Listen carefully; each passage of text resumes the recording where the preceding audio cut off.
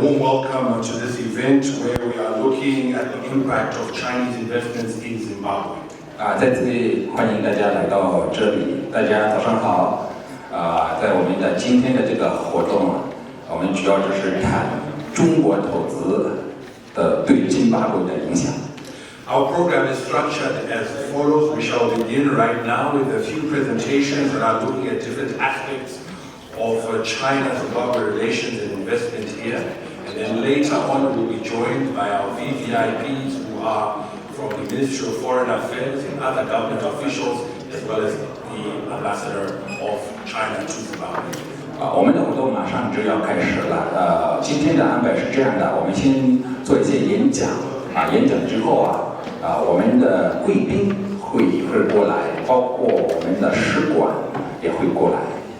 For now, however, I would like to welcome you all, including members of the diplomatic corps, members of Chinese businesses in Zimbabwe, government officials who are here, members of the academia and the press.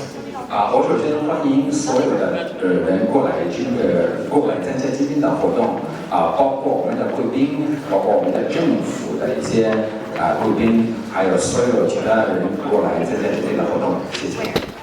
Without taking up much more time, allow me to call upon our first speaker, Dr. Chipaike from Bingura University, and he is presenting a paper on the need for increased agency in Africa interaction with China. 我首先邀请Bingura的一位博士过来做第一个演讲。Please put your hands together for Dr. Chipaike as he comes up to make his presentation. Thank you for this opportunity to present just a shorter presentation regarding the urgency of African actors as they interact with their Chinese counterparts. 我首先就是要做一个非常短的一个演讲，关于对中国在津巴布韦的投资。The area of urgency is a bit academic in its orientation, so I'm going to spare you a lot of literature, theories, and explanations, and just give you a brief definition, explanation of what it is. Then I will deal with what is important. 我这个演讲题目比较专业的，所以呢，我会给大家提供一些很多关于理论知识，还有一些关于这个就是对我的题目的一些研究者。What we call urgency is a form of political conduct implying a specific sense of choice, free will, and autonomy. 我们所说的这个 urgency 呢，就是说一个比较独立的一个对投资的一个方式。In other words, it also means the ability to negotiate and bargain effectively when you are negotiating with your counterparts, be they investors, be they providers of development funding or aid. 我们的这个 urgency 呢，也是指对投资。In other words, it implies the ability to negotiate, to bargain with your counterparts. 就是我们对这个投资的一个对商量怎么投资怎么做最后的一个决定。With investors, development financing providers or aid providers. 就是跟投资者或者一些发展的一些机构。So from international relations perspective, it implies the ability to negotiate in a way that benefits your national interests. 从这个国际关系角度来看，那么这个就是说应该在商量过程中对国家有帮助。So my brief presentation is to sort of teach or advise African actors to be able to plug weaknesses and gaps in their bargaining abilities, especially when they engage external partners. 所以我今天的这个演讲呢，就是对非洲或者津巴布韦的一些投资者或者非洲的一些人，就是需要国外的投资者能够有这个能力，就是对跟对方或者和投资者商量的时候，应该有什么技巧。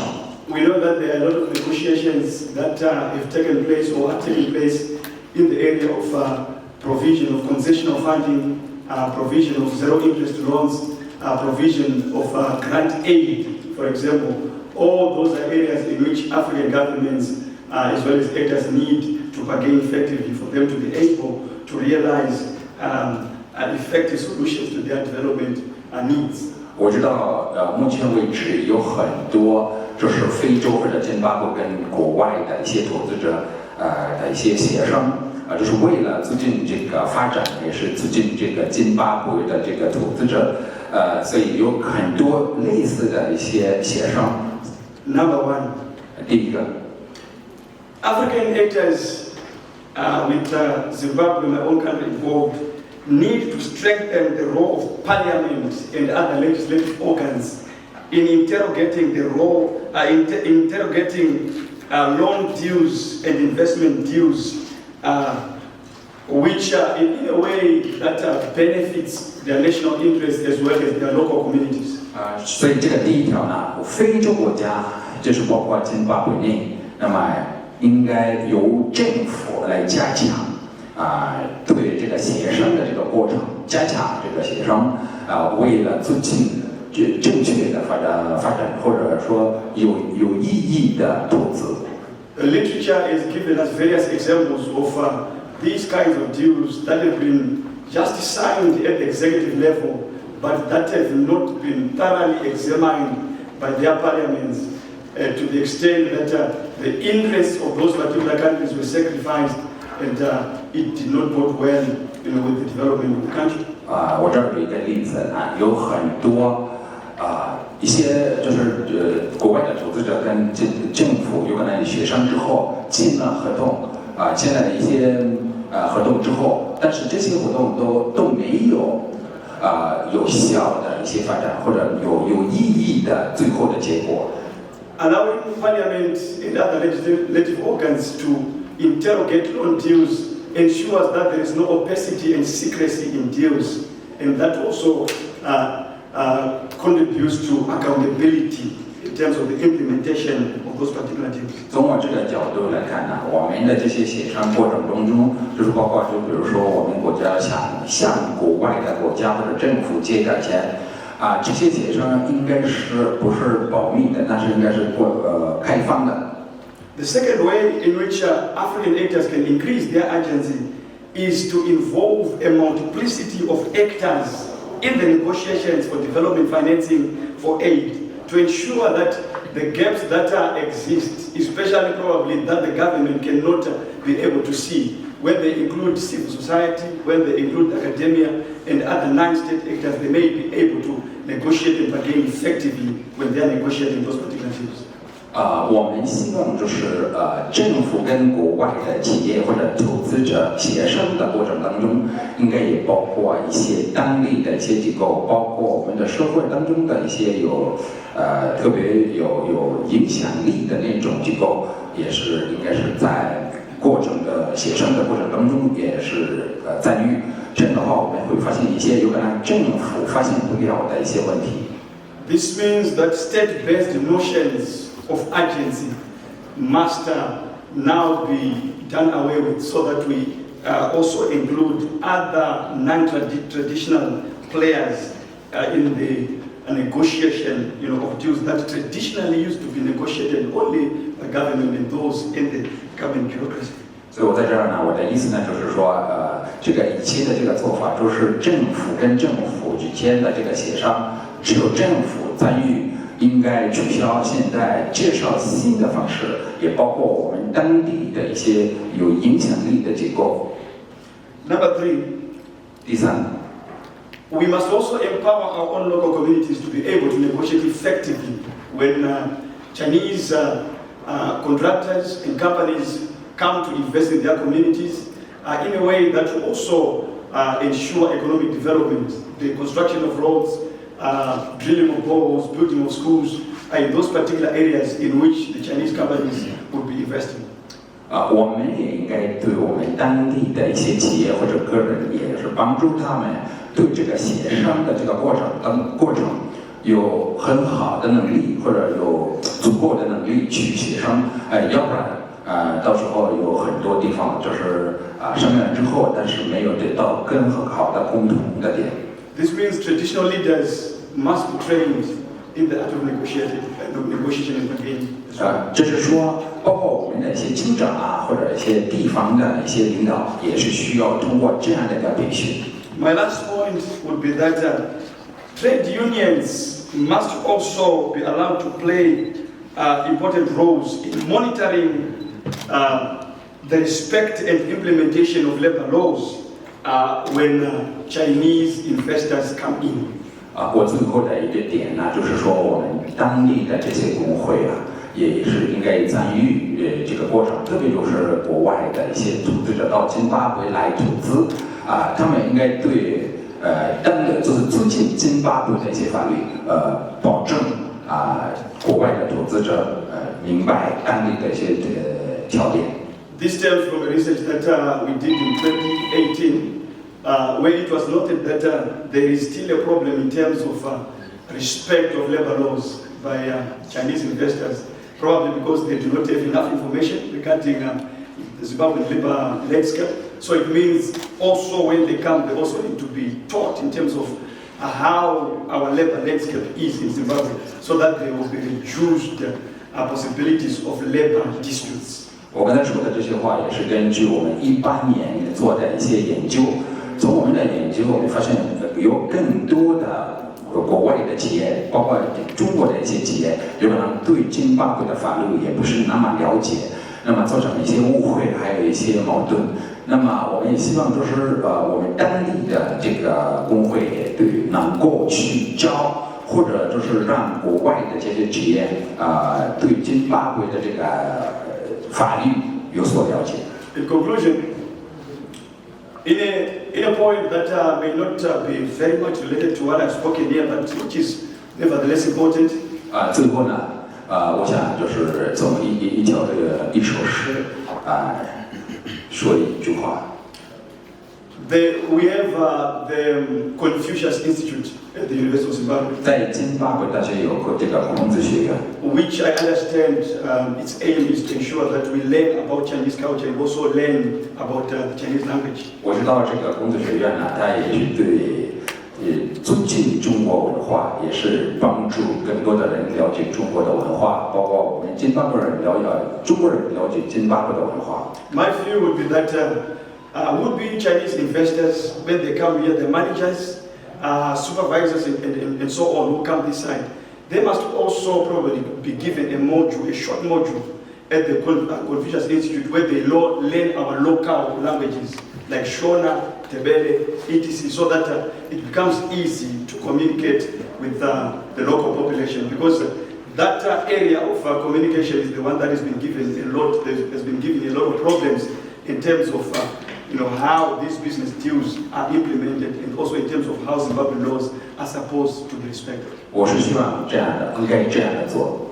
如果有任何国外的人到津巴布韦来，或者一些中国的一些投资者到津巴布韦来的话，最好应该是抽个时间到孔子学院去到那了学到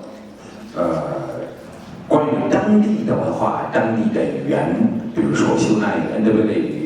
因为我们认为，因为由于这个交流问题或者交流障碍，有可能造成了一些误会，还有一些矛盾。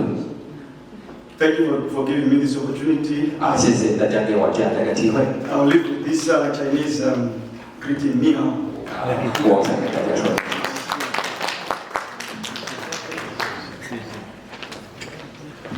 Thank you so much, Dr. Chipaike, for that informative presentation. I think touching on some very important and present issues. 谢谢Chipaike 博士，给我们非常好的一个讲座。Once again, a reminder that the first part of our program, which we are doing now, is these very important presentations and our VIPs who are the government ministers and the embassy officials will be joining us from after our tea break from about 11 a.m.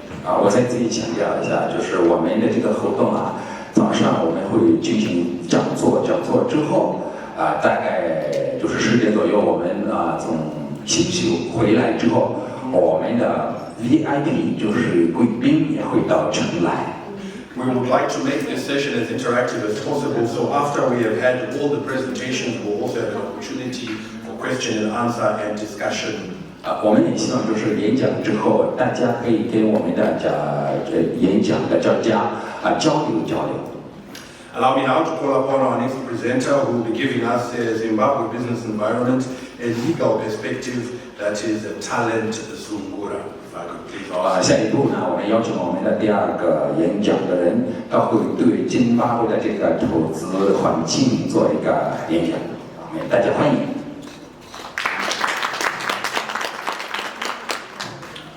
Okay, I'm told Mr. Zungura is not yet here, but I do know our next presenter. 可惜的是，我刚才邀请过来的这个演讲人现在没到场，所以我们就下一步再次叫第3个人。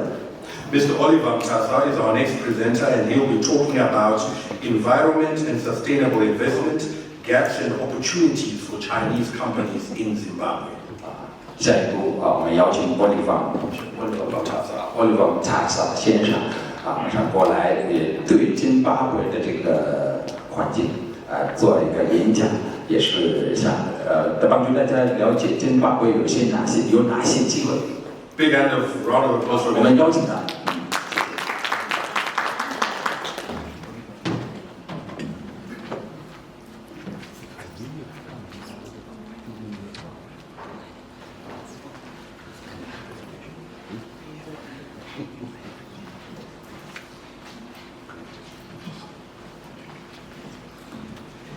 So if I could just ask our technical, I'm told Mr. Mutasa has his presentation and would like to beam it on the screen. So while that is happening, allow me to just quickly call upon our technical team to assist with the HDMI connections, but also just to let you know that Mr. Mutasa is the founder and chief executive of SUSTI Global. They are into sustainable development projects as well as environmental impact assessments. 现在呢，我们这个Oliver M.A.C. 先生呢，他想让大家看一个 PPT， 那么我想邀请我们的技术工作人员过来帮忙那在等待他们这个时间，也希望就是让大家知道，这个Oliver M.A.C. 先生呢，他是一个代理，他是一个环保的一个代理，也是一个领导。And while we are also waiting for that, allow me to also let you know that we've got some entertainment that will be provided for us. And next door in the room that is just next door, there are also some exhibition stands by some Chinese companies that are here in Zimbabwe. We do encourage you, when we take our breaks, to please visit the exhibition stands and see what is on offer there. Very exciting. 在今天的这个活动过程当中，我们也会有一些娱乐活动，也是会有一些人过来表演。隔壁那边呢，就是我们的展览的一个地方呢。如果大家有想去看看的话，我们的中国朋友们都在隔壁的那个屋里做一些展览。Okay, I do believe now that we are ready for that presentation. 我们的讲座马上就要开始了，技术工作人员已经到场来了。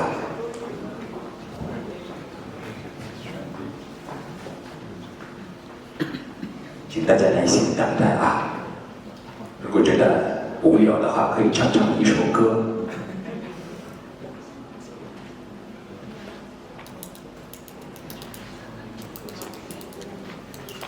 Great. We will also be hearing after Mr. Mutasa, the Chamber of Chinese Enterprises in Zimbabwe will also be making a presentation. And then we'll also hear about corporate citizenship in Zimbabwe by Chinese investors. 这个演讲完了之后，我们的中国的，就是中国什么 Chamber of Enterprise， 中文我怎么说我也不懂大家一会儿也教我。你看这个中文，我的这个中文水平太差了，真的大家要原谅我啊。到时候大家就配合或者教我多多指教啊。All right, now let me hand over to the very able Mr. M.A.C. to make his presentation. 好，现在让M.A.C. 先生继续演讲。Good morning, ladies and gentlemen. 大家早上好。In the interest of time, allow me to kindly accept my observation of protocol. 由于时间的问题，请大家允许我对今天的这个贵宾做一些表示感谢。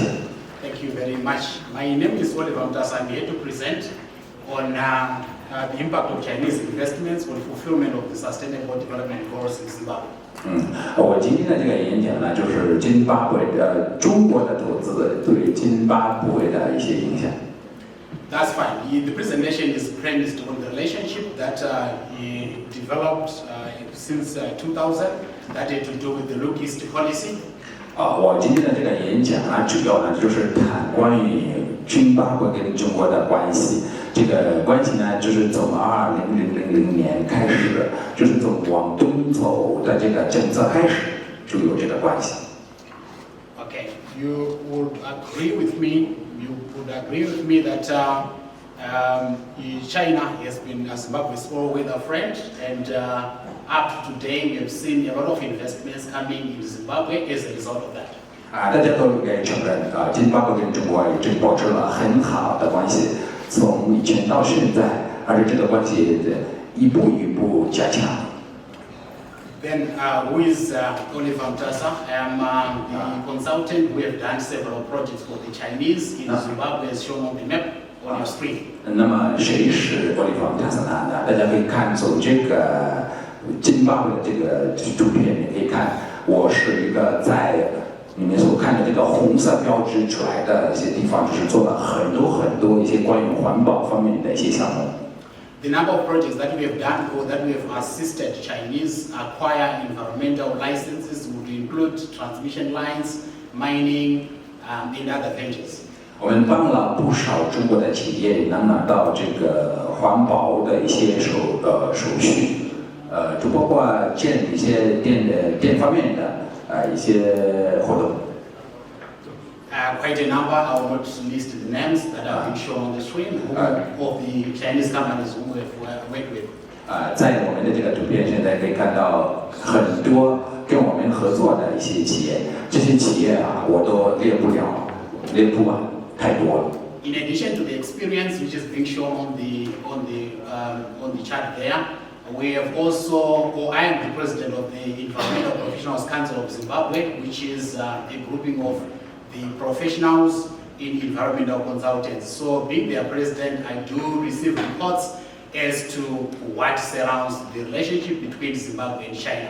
就是除了作为一个就是非常有经验的一个环保方面的一个评价，那么我是津巴布韦国家的这个环保方面的这个组织的领导，就是最高的头，也可以说应该是用英文的名字是总统，但是也不能这么说，应该是一个最高的头。那么因为作为这样的一个人呢，我经常收到各种各样的一些报告，就包括这个中津关系的问题。Okay. During my stint as a consultant, I have also interacted with the media as I sought to clarify misconceptions regarding how Chinese investments are being done in Zimbabwe, and the screen bears evidence. 那么在这个过程当中，我也会经常跟这个媒体交流。那么也是当时也是就是想跟这个媒体解释一些误会，就是有很多人就是误会中国人的投资在津巴布韦的影响。Okay, we have seen that during the COVID era, we have seen Chinese companies investing in what we call corporate social responsibility in their endeavor to make sure that the debilitating impacts of COVID-19 are minimized. 在这个疫情的这个时期，我们也看到了中国的一些企业也参与了津巴布韦有些就是需要特殊的帮助的一些项目，就包括这个叫社会的一些责任的一些活动。In the same process, we have seen some construction of houses for those who have been affected by projects as a result of relocation, and all that forms part of the benefits we are accruing from the relationship between Zimbabwe and China. 在这个时期，我们也发现了有很多中国企业帮助当地人建房子。那么就是说，中国人在津巴布韦投资也是不是有那么不好，就是有很好的一些影响。Now I will talk about a number of sustainable development goals in which we have seen Zimbabwe's capacity to fulfill those SDGs has been enabled by the relationship with China. 下一步呢，我想谈谈就是一些津巴布韦的这个发展的一些目标。We have got SDG number 1, which talks about no to poverty. This one, or under this particular SDG, we have seen various companies, Chinese companies, investing in Zimbabwe, thereby creating employment, thus managing the issue of, or curtailing the issue of poverty. 那么这个津巴布韦的这个第一个 SDG 呢，就是说国家的这个目标，那就是说我们不想把这个穷取消。我们也已经发现了有很多中国的一些企业到津巴布韦来投资，这样的话就是让更多的当地人能够有工作机会，这样的话呢就会把这个穷减低。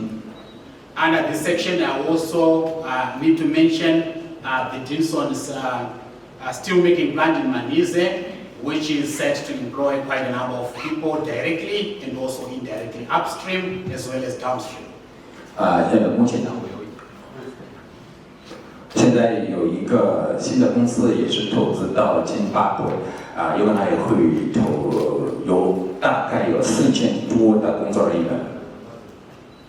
SDG number 2 talks about zero hunger. I think the same presentation applies under this one, since livelihoods of the people will be raised as a result of creation of employment. 第二个呢就是零饥饿，这个零饥饿的这个目标呢，就是说也是跟上面的这个我刚才讲的也是一样的，因为有很多中国的投资者来津巴布韦投资的话，那么我们更多的人就会有工作，然后就有钱了，就不会有饥饿。Okay, under SDG number 3, good health and well-being, we have seen some Chinese also investing in this area.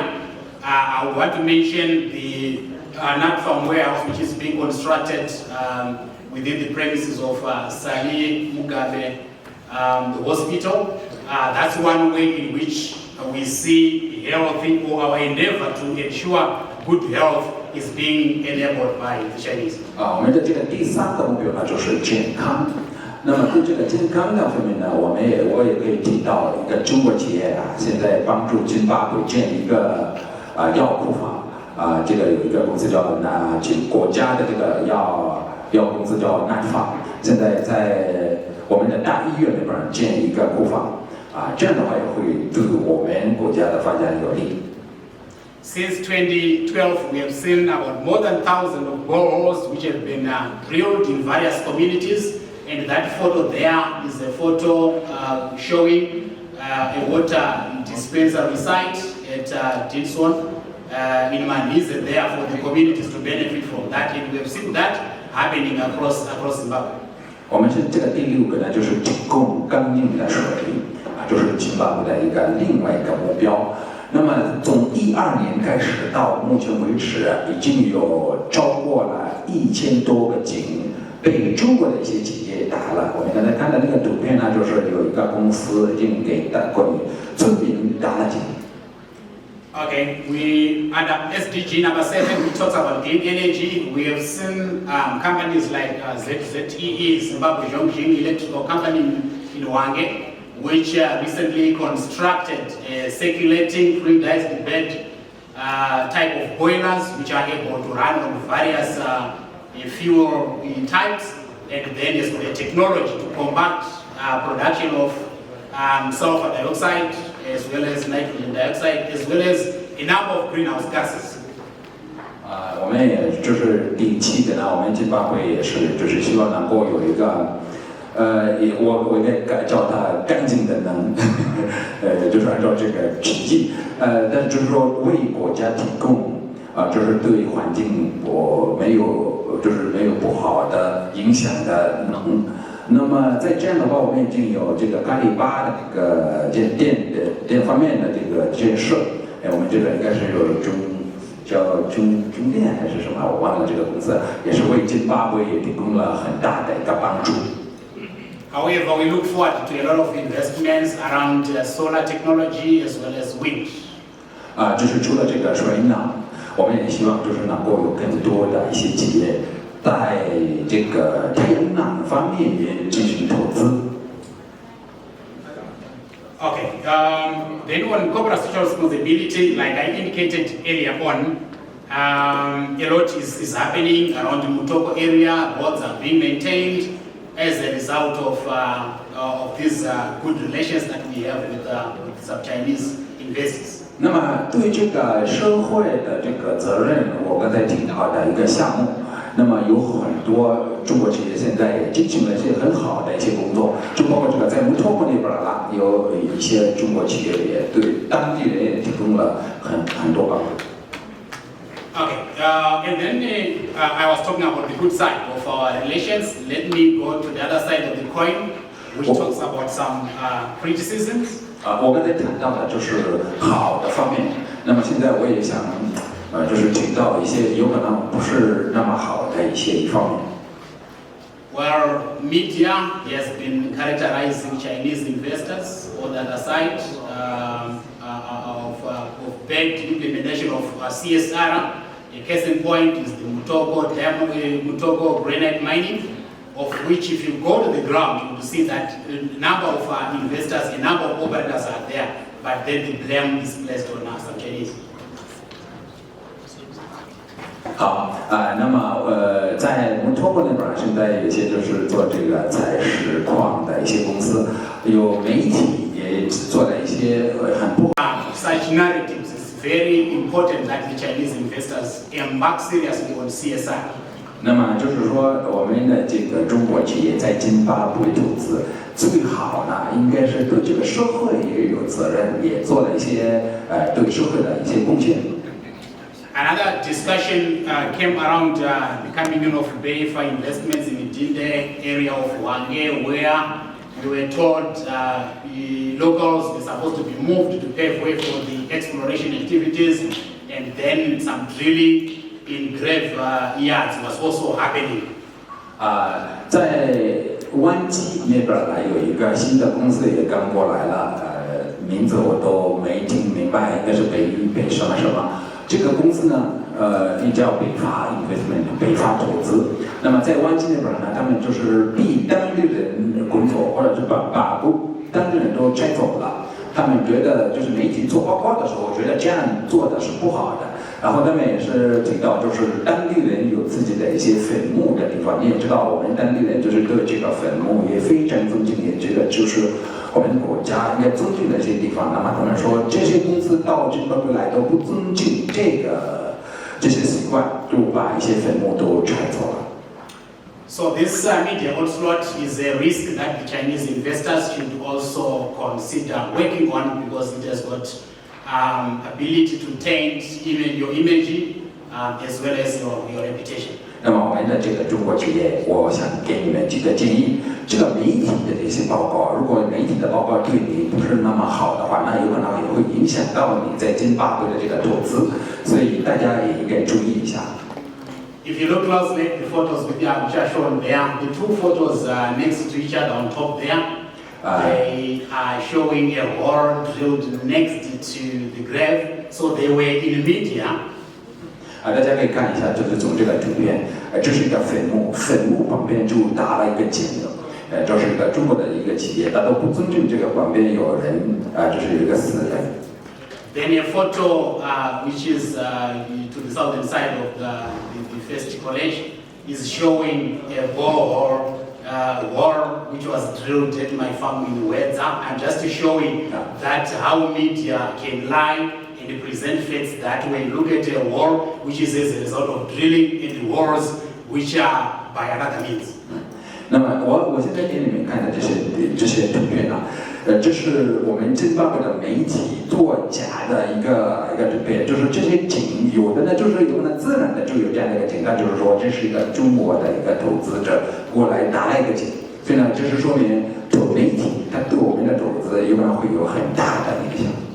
So you need to invest in image because obviously this information, if it gets to minds that cannot critique, they will end up believing that those are all drilling sites in a graveyard, which is a lie. 这都是假的。那么你也应该注意，就是有的媒体的这些报告，你也应该注意是不是他报的是真的是假的。如果是假的话，那么这些假的信息给到了一些高官，有可能会影响到你在津巴布韦的投资。However, we've got a number of gaps and opportunities in closure, which I need to talk about now. 那么做最后的一个讲，我们作为国外的投资者，我们有很多一些机会。Whenever the Chinese business are engaging in or looking for environmental consultants, they need to look for reputable organizations that can do work, that can adequately surpass the requirements as well as international guidelines. 那么我们的国外的投资者，特别就是我们的中国朋友们，你到津巴布韦来做投资，你应该注意到这个做环保方面的一些手续。那么再找这个环保的一些代理，你应该找那些非常专业的工作人员，非常专业的这个环保的人，这样的话他会帮助你做到位。By nature, Chinese are fast people, so usually they look for those consultants who would promise them that within 3 days an EIA certificate should be produced. And obviously, going for such consultants will lead to disaster. 那么中国人有可能也可以这么说，就是特别喜欢速度，就是讲速度，就是做事情要快一些。那么有可能就是你找的不是那么专业的人呢，有可能会浪费你的一些时间。An environmental impact assessment certificate is not like a birth certificate. It is a certificate that must be there on your notice board in your office, but it must be actualized. 这个环保的证件呢，它不是一个一般的一个证件呢，它是一个非常非常重要的一个证件，在你的企业上应该是贴在所有的人都可以看到的。What I mean by that is accompanying the environment impact assessment certificate, there is a very big document with many pages, say up to 300 pages, that must be read and be implemented when you do your project, so that you are not having some challenges with M.A.C and other regulatory bodies. 我想说的呢，就是说这个环保的这个政策或者环保的这个证书，它不是那么一般的一个证书在准备它的时候需要做了一个大量的工作。那么有可能就是说拿到这个文件之前，需要做一个大概有300多页的一个报告，才能拿到正规的这个证件。We also have some international standards like ISO 14000, which talks about environmental management systems. These are systems we also expect Chinese to also register those who subscribe with those, so that their image is also enhanced internationally. 在做这个环保方面的一些手续，大家应该知道。我们国家也讲这个国际的一些政策国际的一些叫什么就是环保方面的一些手续，就包括这个 ISO 刚才说的那个。那么大家也应该注意这些，如果可以的话，也可以注册到这个国际的这个环保的一些文件。Thank you. 谢谢你们，也祝你们美好的一天。告诉大家这位以前是我的一个学生，对，我很高兴能够有个学生在这讲座。他们讲的也很不错，所以大家也可以多多关注他的工作，不是做广告的。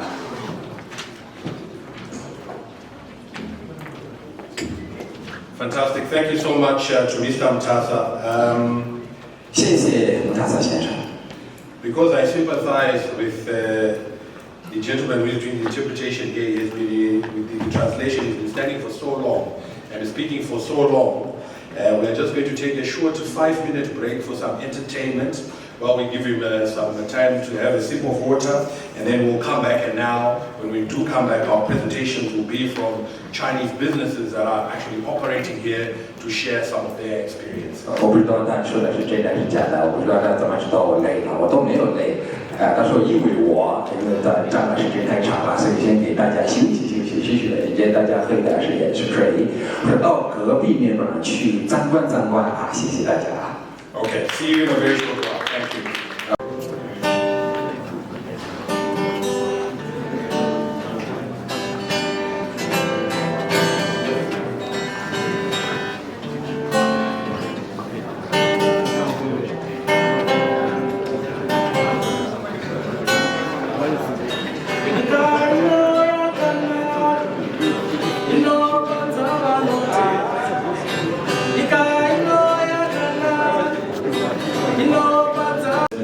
In Zimbabwe, that will be launched in the second half of our program, which we'll be getting into very, very shortly. 我再次强调一下今天的主要的目标。我们今天呢，就是为什么过来这儿呢？就是想做一个比较完整的一个报告，关于中国企业对津巴布韦的投资的影响。And if I could once again remind you and encourage you to visit our exhibition stands in the room just on my right, which is your left, through that open door. There are several Chinese businesses that are exhibiting there, and there's some very exciting and interesting information you can pick up from there. 还有一个事情呢，非常重要的，就是隔壁的那屋有各种各样的中国企业现在展览自己的一些产品，还有自己的业务，非常有意思。大家有时间的话，可以到隔壁去看看，说一下。If there are no questions at this point in time, I will now invite us all to go for a tea break. I know there's some snacks and tea and refreshments that are being served in the foyer. I'll also call up our entertainer, Payam and Chinyani, to come back. The role of business associations in promoting investor interests and cooperation with stakeholders. She is the vice chairperson of the Chamber of Chinese Enterprises in Zimbabwe. A big round of applause, ladies and gentlemen, for Chanel Liu. 我们欢迎 Chanel Liu 他会讲关于在津巴布韦的这个商务的一些意见我这个中文的我就不用翻译了，你看现在中国人都上台了，那还要我翻译吗？肯定不要吧。这位我认识了是真的很长，所以英文很棒的，中文肯定是，对吧？中国人嘛。那么我的工作就简单一些。对，还是简单翻译一下吧。他的中文水平我觉得还是非常好的。太一般了你别让我丢脸No, this is actually a very refreshing experience that I am the one who's speaking English today, and I have somebody translating in Chinese for me. It's very refreshing. 大家觉得应该这么做吗？有一个中国人应该说中文的话，如果让我翻译成中文，这可以吗？这个太搞笑了那你就帮忙吧。如果我翻译的不是那么到位的话，你可以补充一下。我的水平不是那么好，我只是个普通的那种非常好，非常好。Good morning, honorable guests.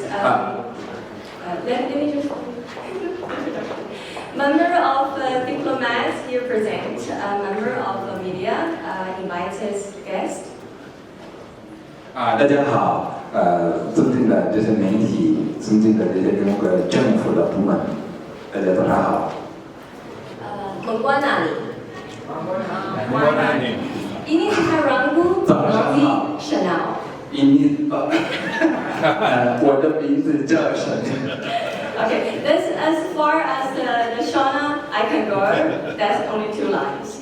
I totally agree with our first speaker. He mentioned about the importance for foreign investors coming to this country, learn English, and the Shona I find is very important, and I highly agree with that. 我跟这个第一个演讲的人呢有同样的想法，就是说一个投资者到津巴布韦来的话，那么他应该也是学到或者学会一些简单的一些当地的一些语言。Because for English is an important way of communication for any business activities in Zimbabwe, and for Shona, even we can't really learn that much, but 1 or 2 lines that shows our respect to this country, to its people, and to its culture. 那么英文呢，它是说作为一个国际的一个语言呢，那么在津巴布韦做生意的时候，这个语言也是很重要的。那么当地的这种语言，就像修呢，有可能也是学不到那么多，但是如果你能够讲几句话，那就是表示对当地人的一个尊重。So I'd like to thank the organizer for inviting me to speak to you today about Chinese investment in Zimbabwe. In particular, the impact of these investments as today's theme. 那么我感谢组织这些活动的一些人呢，谢谢你们邀请我今天过来讲关于中国的一些投资对津巴布韦的一个影响。So let me first give you an introduction of our Chamber of Chinese Enterprise in Zimbabwe. Our chamber is an association that initiated by Chinese-funded enterprises and institutions to promote business cooperation in Zimbabwe. 那么我首先介绍一下我们的这个商会。我们的这个商会呢是由在津巴布韦的一些中国企业组织的。So we bring together over 80 companies as our member. Most of them are Chinese-listed companies that operate in Zimbabwe, and they are from different sectors, including agriculture, mining, telecommunication, power generation, manufacturing, and many more. 那么我们的这个企业，这个商会呢，是由很多中国的企业在津巴布韦组织的，已经超过了大概80个企业。这些企业呢，也是投资到各种各样的方面，包括农业矿业生产等等。The objective of our chamber is to coordinate business and economic activities between China and Zimbabwe. 那么我们的这个商会呢，主要就是促进一些就是在从中国过来的一些企业在津巴布韦投资者。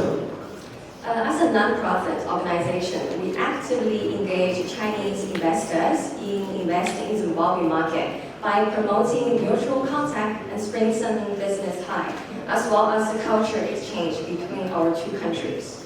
那么我们的这个社会也是去鼓励和促进两国之间的一些交流。And also by expand economic and trade cooperation, support and protect the business interests of our members. 除了这个之外呢，我们的这个商会也是为了保护我们的这些国外的一些企业。As a chamber and also as a business ourselves, we seek to represent our members and promote investment through playing an interactive and facilitative role. 我们的这个商会也是帮助我们的这些投资者，也保护他自己的这个投资，也是包括就是在当地的这个投资。And in the meantime, we also deeply concerned about how much we can do to contribute to the well-being of society and the environment that we operate in at Zimbabwe. 那么我们也作为一个商会，也是非常就是对这个就是我们这个环境，就是津巴布韦也是非常关注的，也是希望就是能够把它发展起来。As much as our investment incorporates social responsibility program and philosophy of humanity. 那么这样的话，我们也是对这个社会的责任呢，也是有很大的一些贡献。We are consistently involved with CSR activities throughout the year, that including free medical clinic, food aid, and charity events.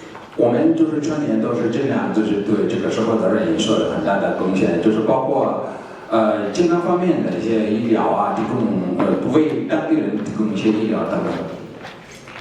Recently, actually for the past 2 days, we held a 2-day job fair that's aimed at creating employment opportunities and contribution to economic development. We hold this event at Stanbic Park in Guaradal in coordination with Stanbic Zimbabwe. 就是前几天呢，前2天我们也组织了一个招聘会，这个招聘会是在这个Stanbic的一个公园那边主办的，这是为了当地人能够有一个机会去找工作。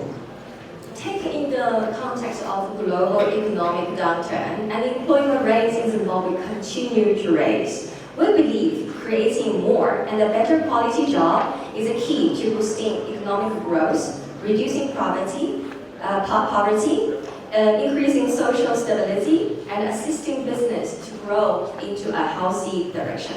那么作为一个社会呢，我们也是对这个就是国际经济的发展也是非常关注它，就包括就是为当地人提供工作机会啊，提供国家就是促进国家的发展，也是为了就是解除这个饥饿等等。The idea of this job fair comes from the realization most of Chinese companies are struggling to find or recruiting talents. And that's what we urgently needed in this country. 我们的这个展览招聘会啊，主要就是为了促进就是让更多的当地人有机会找到工作。我们也发现，就是很多中国的企业在津巴布韦可能有困难去招聘合适的一些工作人员。So this 2 days job fair have provided 757 jobs in total. That's from about 40 Chinese companies and organizations. 在这个招聘会的这个过程当中，有大概40多个一些中国企业，还有可能也有当地的企业，对不对？多数都是中国。都是中国企业。那么这些中国企业呢，就是已经提供了超过了750个工作机会。And the total of this 2 days job fair, we have received 1,706 applicants that are working with the CV and meeting with the employer and seeking information about what job availability that we have. 但是我们收到了大概有1700多，我忘了具体的这个数据，我的记性很不好，大概1700多的一些简历。1706人，他是来到了现场，然后参加招聘会。有大概1706个人就是到场来参加。So this event has achieved its goal by providing opportunities for job seekers that are struggling to find a suitable job. And during this event, they also have opportunity to meet with company representative, employers, face to face. 这样的一个机会是我可以叫它千载难逢的一个机会，因为有提供了让当地人能够有机会跟一些中国企业见面交流。And especially for the student that about to graduate, we received a lot of students that coming through as well. This is also give them an opportunity for them to gain a deeper understanding of their career prospects and the preferred pathway through networking with the potential employers. 我们也收到了更多的一些当地人，现在就是快到毕业的这些学生，对他们也提供了一个很好的一个机会，就是说他们毕业之后能够就是发展下去。And I would say this is very beneficial for the employers as well, because we set up this job fair for them to recruit employees. Because this is benefiting for them that they can identify suitable talents and engage them at an early stage. 我们提供的这样的一个平台是非常好的一个平台，因为为我们的这些企业那他们能够就是去了解一下他们这个各种各样的一些人才，容易能找到更好的一些工作人员。This gives the company opportunities to showcase their products and what they have to offer in terms of their contribution to the development of this country, and offer the public a chance to gain some knowledge of what employment offer that Chinese company have, positions, salaries, and even company cultures, after you chat with them, and in an open and transparent manner. 我们提供的这个平台呢，也是就是对各种各样的企业提供了一个机会，展览自己的一些业务和一些产品，为大家就是提供一个平台，能够去了解一下就是工作的这个文化，还有工作的这些环境包括这个他们提供的一些工资等等。We believe this job fair will go a long way to assisting to boosting Zimbabwe's economy and helping the business grow at the same time. 我们希望就是这个招聘会能够促进津巴布韦的这些企业的在津巴布韦的这个发展。And there is other charity events I would like to mention about. Is we, as our Chamber of Chinese Enterprise, we are helping the city of Harare fixing one of the public pool in Zimbabwe. 我们也在津巴布韦有一些很多一些活动，现在做的一些活动，就比如说在08年那边，我们现在正在做帮助这个当地政府建一个水库还是游泳池。So it's a community pool that's in location of Zimbabwe due to there's many reasons why it's been down for 3 years. And then now we're putting fundings and we're getting reputable contractors to bring it back to function.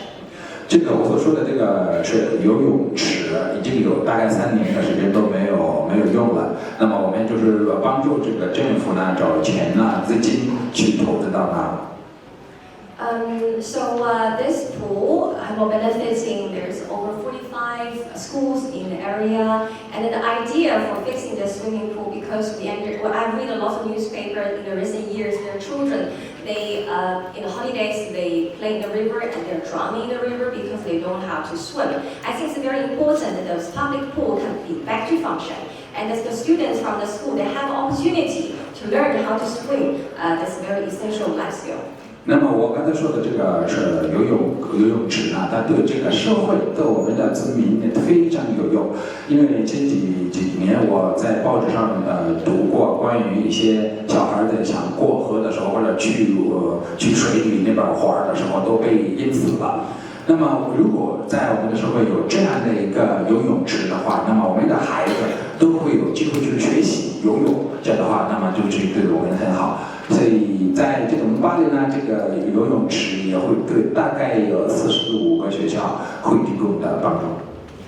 So this project is almost at completion. We just need to do a few tidy up, paintings and get all the new pumps in place. And we're also getting local church volunteers to helping us out. So we're looking at a completion around about the end of this month, and the opening ceremony will be next month. 我们的这个游泳池马上就快建设完了。我们也有一些当地的一些企业，有可能是一些教堂啊，也是做一些志愿者过来帮忙，马上就会结束，然后我们会有一个开幕式。And before the opening ceremony, we will send out invitations, and I'm looking forward to see many of you coming for the opening ceremony. 到时候有开幕式的时候，我也会邀请大家也过来，希望就是更多的人也会过来，我们会出一些邀请函，让你们过来看看这些我们做的一些东西。So, ladies and gentlemen, as association in furtherance of our goal to advance cooperation between investors and the local stakeholders, we also guide our Chinese companies to fully comply with the laws and regulations of this country. 我们作为一个商会，我们的目的也不仅仅是促进这个投资，也是想帮助投资者能够去了解一下当地的一些法律、一些做法习惯等等。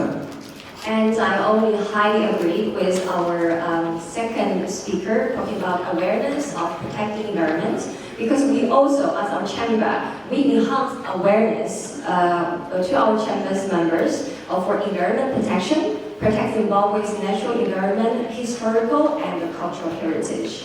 我也非常赞同我们的第二个演讲的那位，就是关于这个保护环境的事情。我们做任何的一些发展的这些活动的时候，过程当中，我们也应该意识到，就是保护环境的这个事项。We encourage investors consciously fulfill their social responsibilities to make their best effort to generate job opportunities, improve community infrastructure for healthcare, transportation, and medical, and many more.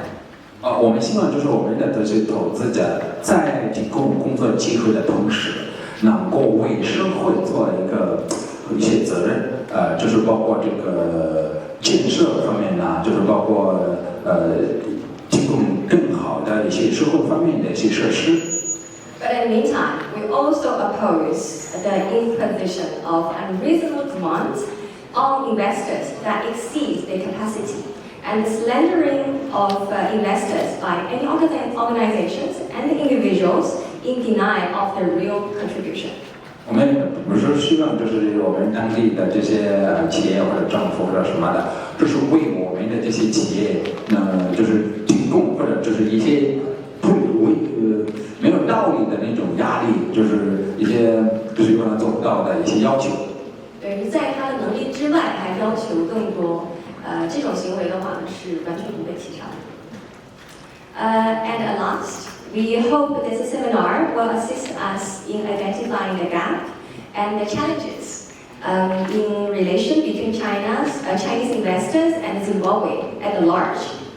我们希望就是通过今天的这样的一个平台啊，我们的中国企业能够或者我们包括我们的这个社会能够去了解或者得到更多的一些关于一些机会的一些信息的。And we are looking forward for more mutually beneficial investment carried out by Chinese companies in Zimbabwe. 我们希望就是接下来啊，我们的这个中英关系也会有所很好的发展，也是有很好的一些效果，就是最后能够有共同的发展。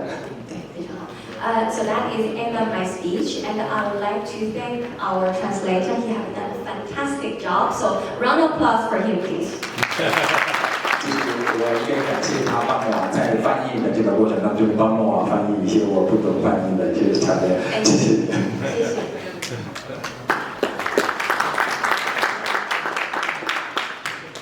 Once again, a big round of applause to Chanel as she takes her position. 我们为Chanel就是鼓掌啊。I think it is a perfect timing for the swimming pool project in M.A.C because of the weather. I think it is summertime, very hot temperatures, and kids will enjoy taking a dip in that very cool water very soon. 这个项目就是你们做的这个项目，就是做游泳池，这是更好的这个时期，因为更好现在也是正好也是在很热，所以就是游泳的时间。谢谢你们。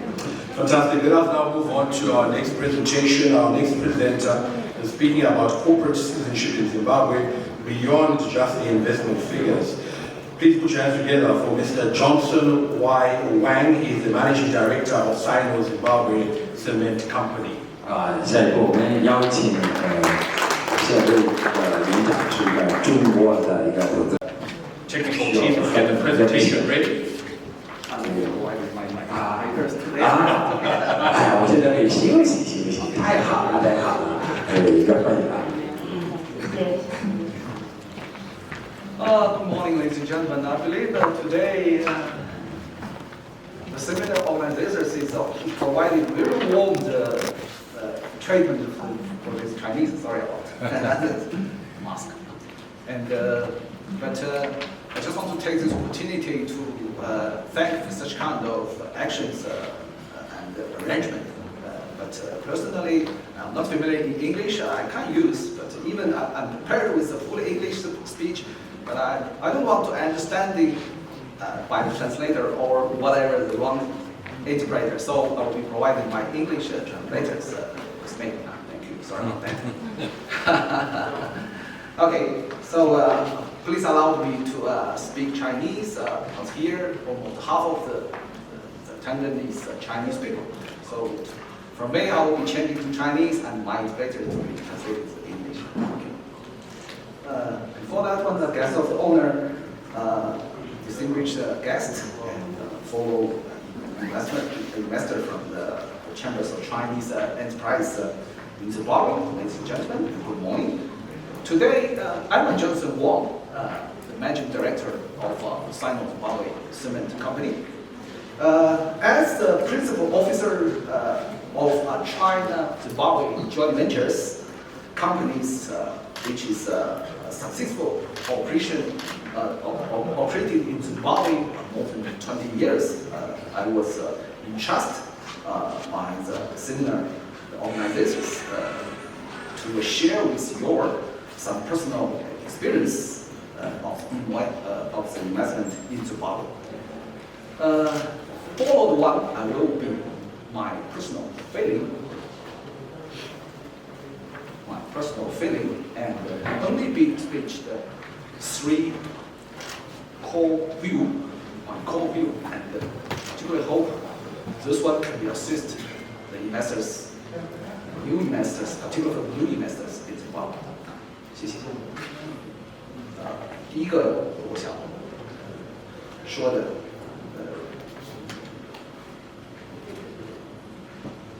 就是要善用这个本土人才。The first point I want to point out is about the optimize the role of the local talent. 众所周知，津巴布韦是个资源丰富的这个国家。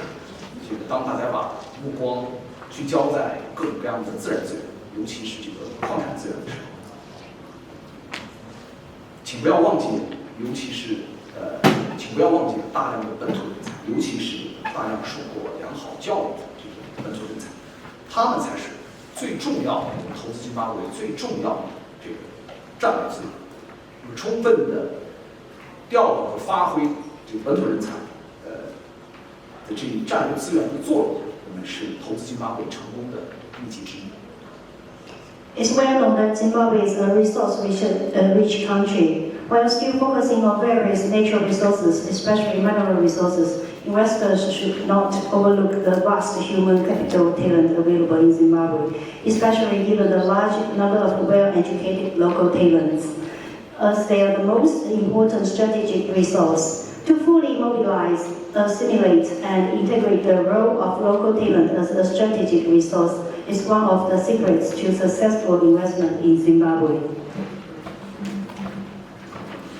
华迪水泥，以华迪水泥为例，华迪水泥公司长期以来呢始终坚持这个人才本土化战略。除了董事会聘任的这个几个高管的岗位和由这个部分中方人员担任以外，一部分的高管岗位，所有的部门经理和所有的工厂的各级生产组织的管理调度员均由这个本土人士来担任。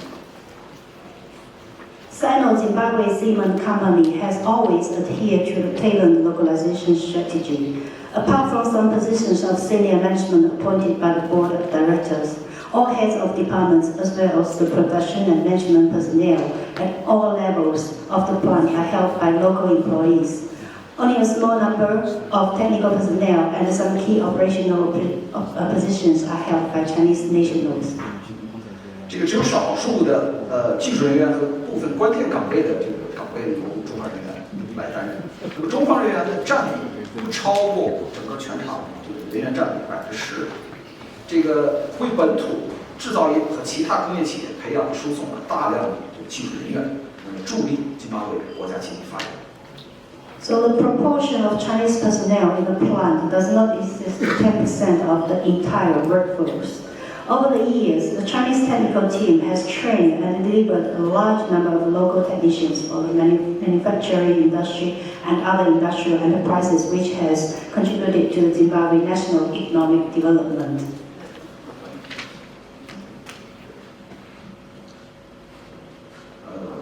做个广告这是我们美丽的工厂和津巴布韦美丽的天气相结合。So you see that this is our Sino-Zimbabwe cement plant, which is under the pure blue of Zimbabwe blue. 第二个我想强调的是沟通跟交流。The second point is emphasize the communication. 那么不可否认，外来投资者呢存在一定的文化背景的差异，顺畅的沟通和坦诚的交流有助于弥补这一差异所带来的冲突。It's undeniable that there are certain differences in cultural backgrounds among foreign investors. Smooth and candid communication will help resolve and bridge conflicts that emerge by such differences.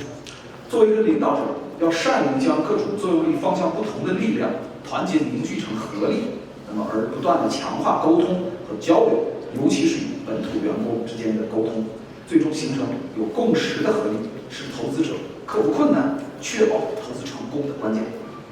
Smooth and candid communication will help resolve and bridge conflict that emerge by such differences. As leaders, we should be good at uniting all kinds of different forces and constantly strengthening communication and exchange, especially with local staff.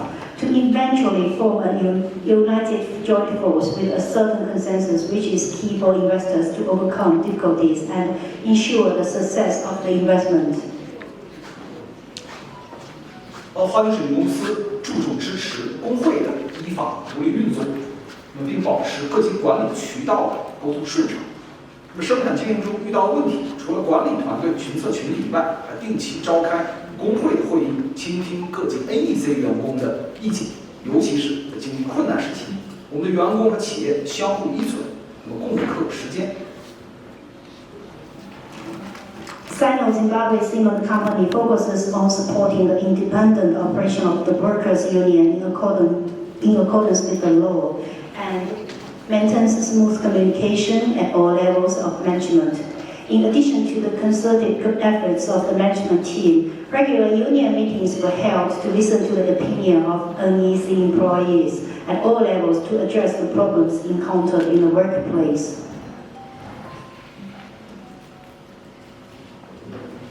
In particular, our employees and organization depend on each other to overcome these difficulties during times of crisis. 及时沟通、坦诚的交流，形成了良好的相互信任，成功弥补了不同文化背景所带来的冲击，确保合资企业行稳致远。Timely and candid communication has forged good mutual trust, successfully bridged the negative impact of different cultural backgrounds, and ensured the stable and long-term development of joint venture.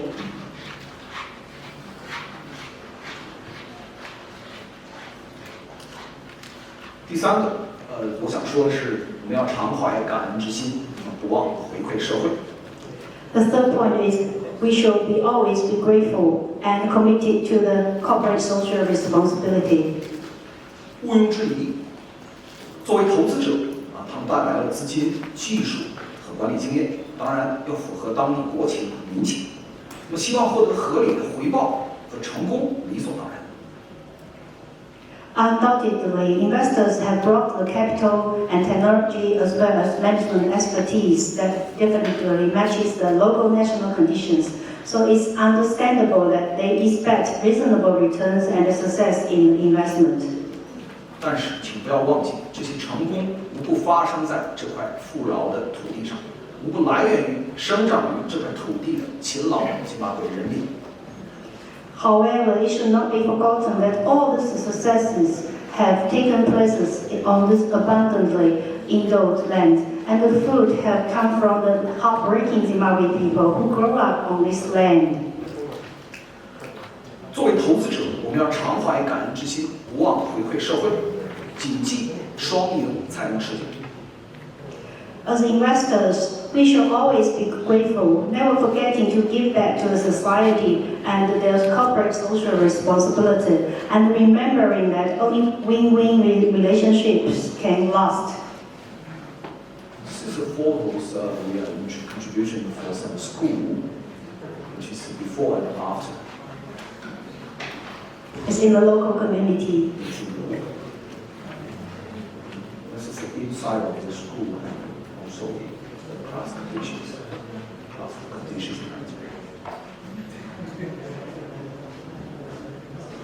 Right. 华庭水利公司作为一个负责任的企业公民，除了依法合规经营以外，始终谨记中国领导人习近平主席倡导的真实亲诚的原则，积极履行社会责任。每年拿出一定比例的营业收入，从事公益事业，重点支持本地教育和公共医疗卫生发展，积极参与社区服务，树立良好的企业形象。As a responsible corporate citizen, Sino-Zimbabwe Cement Company, in addition to the operating in accordance to the laws and the regulations of the land,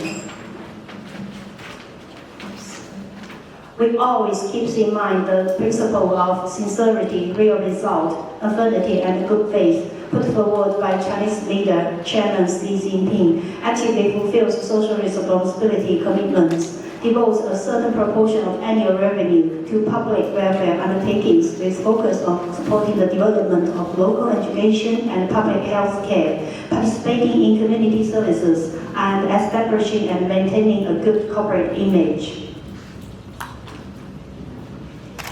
这是我们this is the social responsibility we take for the past several years, which is host of the Zimbabwe company, and donation to the school, donation to the government and the public affairs.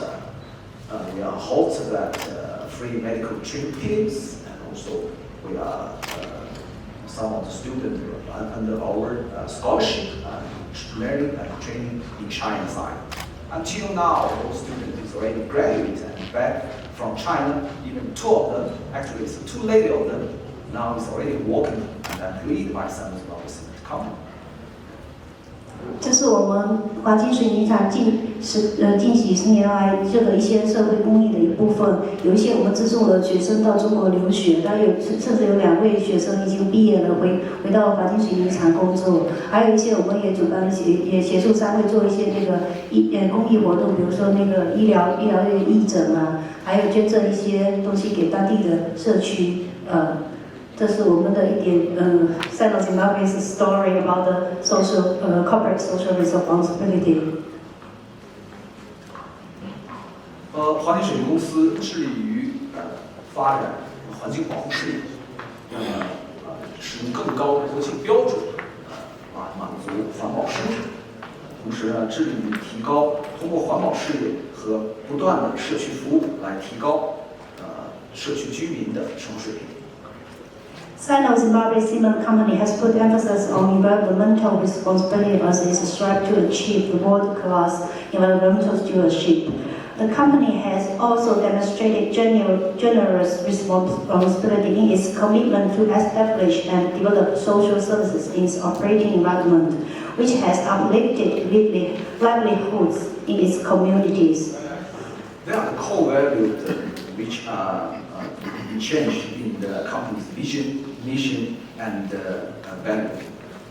This is my speech, short speech, and the investment experience shared above tries to broken the ice, and it is only for you reference. I hope to come up with more valued opinions. Thank you for listening, and contender and Thank you.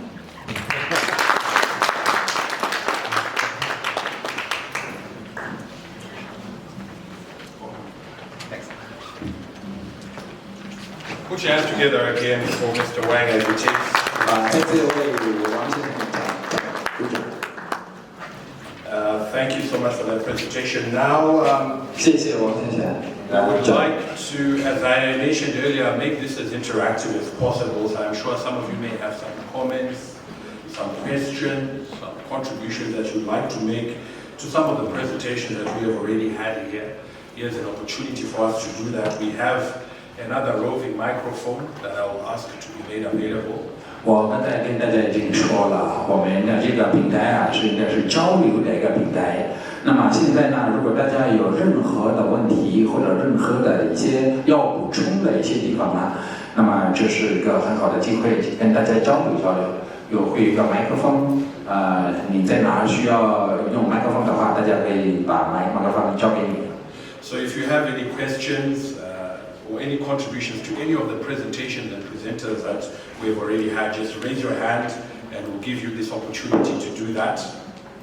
如果你有任何问题，有任何的要补充的一些事，对，就是我们刚才讲的，就是任何的这个就是讲座，你可以举手。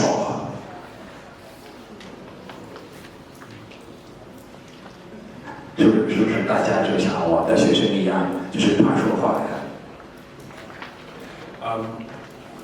I always like to say that you should lead by example. So let me put my other hat on. I'm actually a journalist in my other life. So let me put this question. 那我自己是一个记者，那么我想就是对这个Chanel也是我先提一个问题，就是为对这个Chanel问一个问题。You did say that the Business Association represents about 80 Chinese businesses here. In terms of, I suppose it would be very difficult, I don't know if you have an indication of how many. Hello?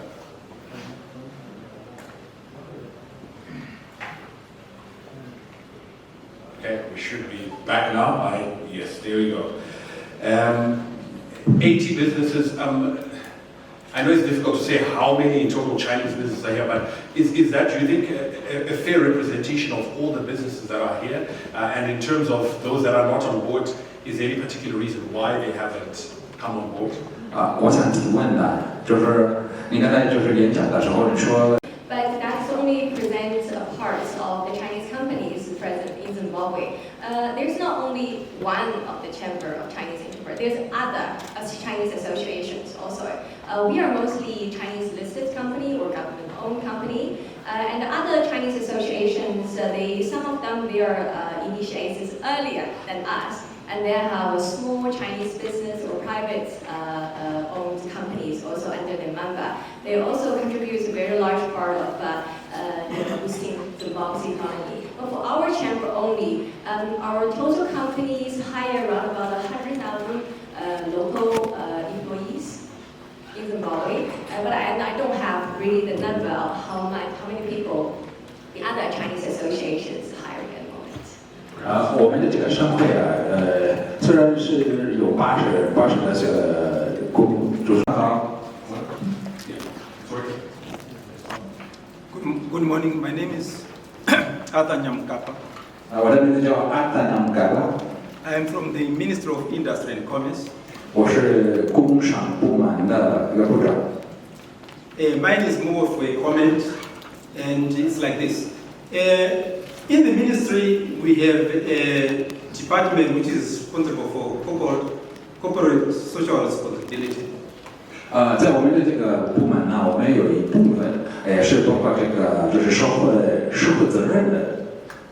So we appreciate the work which is being done by Chinese companies in the various districts.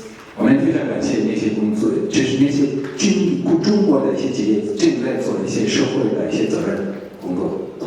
So in future, we would like to welcome them since we have some networks within the 61 districts throughout the country.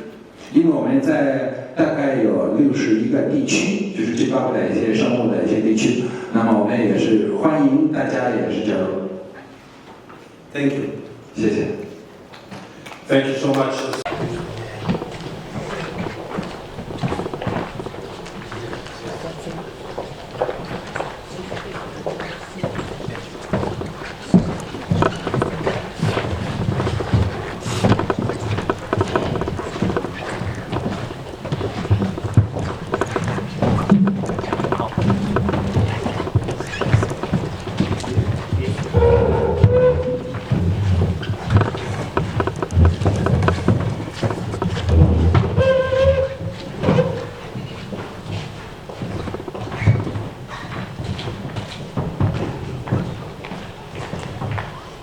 You may be seated, ladies and gentlemen. Thank you so much.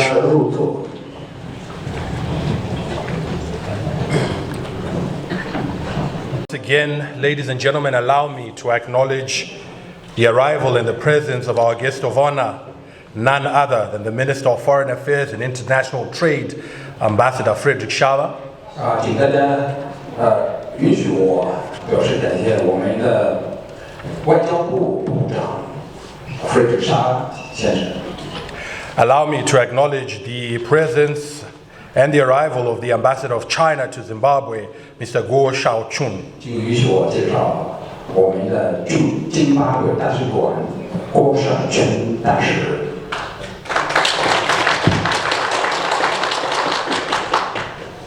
Also here with us is none other than the Honorable Minister of Industry and Commerce, Dr. Sekai Nzenza. A warm welcome to you, ma'am. 请大家欢迎工商部部长Sekai Nzenza博士。 Joining our ambassador as well as ministers are deputy ministers, and allow me to acknowledge the Deputy Minister of Information, Publicity and Broadcasting, Honorable Kindness Paradza. 在我们那个现场还有其他副部长。The 请 deputy. 允许我欢迎信息部长、信息副部长盖尼斯阿拉赞先生。 Deputy Minister of Finance, Honorable Clemens Chidua. 请允许我再欢迎财务副部长Clemens Chidua先生。 Deputy Minister of Mines and Mining Development, Honorable Polite Kambamura. 还有矿业副部长普莱茨康巴姆罗先生，欢迎。 I would like to acknowledge all, yes indeed, a big round of applause for our VIPs.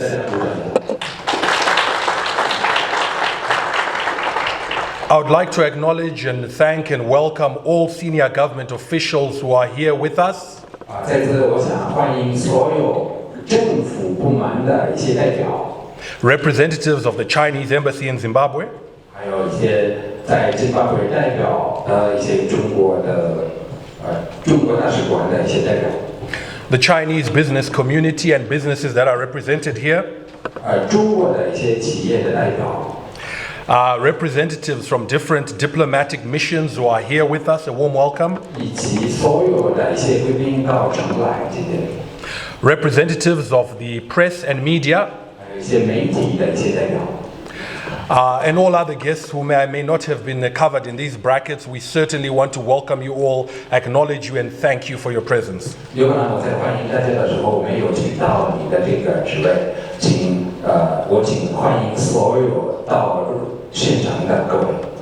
Today's event, for those who are just joining us, as I said, is to look at a report that has been prepared that is looking at the impact of Chinese investments in Zimbabwe. 有可能对那些刚到这里来的那些朋友们，有可能不知道今天的这个活动是关于什么事儿。这是关于一个对津巴布韦的投资的一些影响，就是中国企业对津巴布韦的投资的影响的报告。 I think it is a groundbreaking report because it is one of the first times that someone has sought to actually take stock of these relations and the value of this investment and what it means to Zimbabwe as well as China. 有可能对津巴布韦来说，这是第一次能够有媒体或者有一个人想对这个中津关系做一个这样的一个非常高级的一个研究报告。 So today we'll be taking stock of the long-standing relationship and investments which have been transformative in this country. 我们今天会对这个中津关系的一些成功点，还有一些有可能就是需要再改正的一些地方做一些报告，还有评价。Before we get into the actual program, allow me, Honorable Minister Ambassador Shao, as well as Ambassador Guo Shaochun, to just quickly brief you on what has been happening before you got here. 尊敬的各位外交部部长，还有这个郭长春大使，请允许我简单介绍一下你们在这里的时候我们所发生的事情。 We had a seminar that was that featured presentations from Zimbabwean academics and experts, as well as Chinese businesses that are operating here, sharing their experiences and insights. 你们来这里之前有几个演讲，其中有中国企业的一些讲座，还有我们当地的一些教育，从这个教育角度进行。 中津关系的一些评价。 The managing director of Sino-Zimbabwe Cement Company highlighted some of the key social responsibility initiatives that are being undertaken by that company, which have made a significant impact in their communities. 水泥厂的这个老板，他叫王世贤，他对我们进行了一个报告。这个报告当中也表示他们对我们的社会的一些贡献。 And the vice chairperson of the Chamber of Chinese Enterprises in Zimbabwe, Chanel Liu, also highlighted what the conglomeration of Chinese businesses here are doing in terms of trying to assist. What I found particularly interesting, you might want to know, is that over the past weekend, a job fair was held where over 757 jobs 757 people, Zimbabweans, got jobs with Chinese companies that are based here in Zimbabwe just over this past weekend. 除此之外，我们的工商会的副长，他也申请了一个报告。他特有意思的就是说，前几天我们有一个招聘会，这个招聘会提供了很好的工作机会，有大概750多个人已经找到了工作。 Thank you. That was just a quick update. Honorable Clemens Chidua, Deputy Minister of Finance, who we had recognized and acknowledged earlier, is now in our presence. Let us welcome him. You are most welcome, sir. Thank you for joining us. 谢谢。刚才我有一位，就是刚才我介绍他的时候没有在，现在他已经到现场，请大家表示欢迎。 To get the ball rolling, allow me now to call upon someone who is a former ambassador of Zimbabwe to China. 接下来我们允许我有几位以前当过驻中国大使馆的大使。 An indefatigable proponent of Zimbabwe-China relations, particularly on the economic front. 这位对中经关系，特别就是经济方面的，他特别支持这个中经关系的。 I'm sure a man who needs no introduction wherever he goes because he has made a name for himself in different spheres, in the diplomatic arena, in the business arena, as well as politics. 这位先生呢，有可能不需要我介绍，因为他自己的这个名字大家应该都知道，而且他自己已经特别有名，因为他不仅仅是一个政治人，他也是一个经济方面特别有影响力的一位。 I'm talking about, ladies and gentlemen, if you can please put your hands together for Ambassador Christopher Mutsangwa, who is also the national spokesperson of the ruling ZANU-PF party.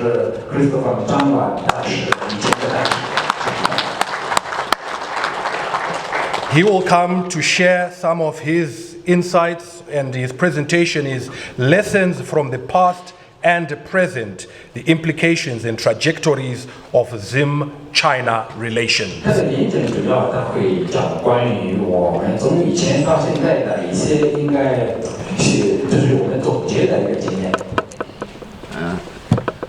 Thank you very much, Mr. Master of Ceremony. I don't want to lengthen my salutations.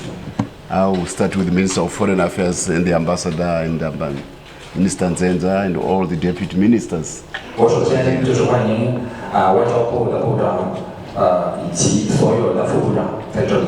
Yes, and I want to also salute Teacher Onazindoga for this initiative and the fact that he could bring so many audiences to this particular event. It's a first of its kind. There should be more of them coming, and he started the ball rolling. 请大家也允许我，就是对这个肖纳斯罗格先生，就是组织今天的这个活动的一位，表示尊敬，因为他能够让更多的人，那么多的一些贵宾到现场过来。Yeah, I'll start by the translator, who is Zimbabwean. You can see he's speaking perfect Chinese. Yeah. 这个我就不翻译。I bet you are from a student of the Confucius Institute. Yes. And it was one of the projects I started with Ambassador, you know.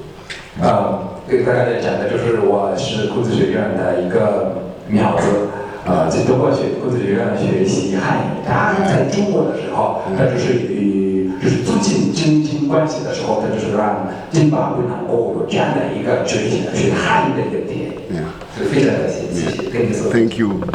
There were about 16 students of Zimbabweans in China when I went to there as ambassador. 当时有特别少的津巴布的学生在中国，我当时是大学的时候。And all of them had started from the first degree bachelor's up to doctorate using the Chinese scholarship. 也就是这些学生都是在中国学习，从这个就是第一年开始学习，就用中文学习，从硕士到博士。And the Chinese government was about to close the government scholarship and saying there's no interest from Zimbabweans. 但是中国政府很快就要把这个奖学金的事情都关闭，因为说这个津巴布对中国文化都没有兴趣。So I invited the then Secretary for Education, Dr. Mbizo, to say this is the country of the future. Why is there no interest? So we signed an agreement, and I'm happy to say that today I think there are probably 7,000 Zimbabwean students in China. 我当时就邀请教育部的一个秘书长，让他过来跟他在中国签一个合同，跟中国签个合同。现在到为止，已经有大概超过了7000个学生在中国学习汉语。And most of them are actually, the majority, probably 90%, are paying for themselves from their parents. 现在大概90%的这些学生都是自费。So, Ambassador, we are very. When people start to speak in respective languages, it only means the future of Zimbabwe-China relations are very good.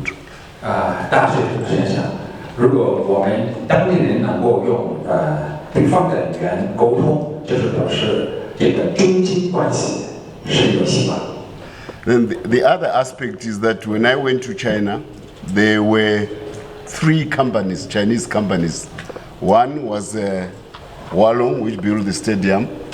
The other one was Beifang Gongxi, North Noringo. And the other one, I think, was Jiangsu or something. No, there were only 3 companies. 2 of them, I think all of them state companies. That is in 2002. 在2002年我去中国担任这个大使的时候，在津巴布韦好像只有3个主要的公司，就是有这个北方公司，还有华龙公司，还有第3个名字我都差不多忘了。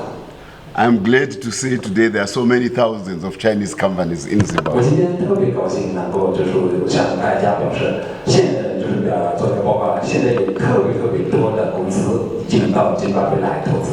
And the presence of so many Chinese friends here is testament to this growing portfolio of 现在在 Chinese. 现场坐着各位的外国朋友们，就是表示或者作为证件，就是我们中经关系是已经有发展了。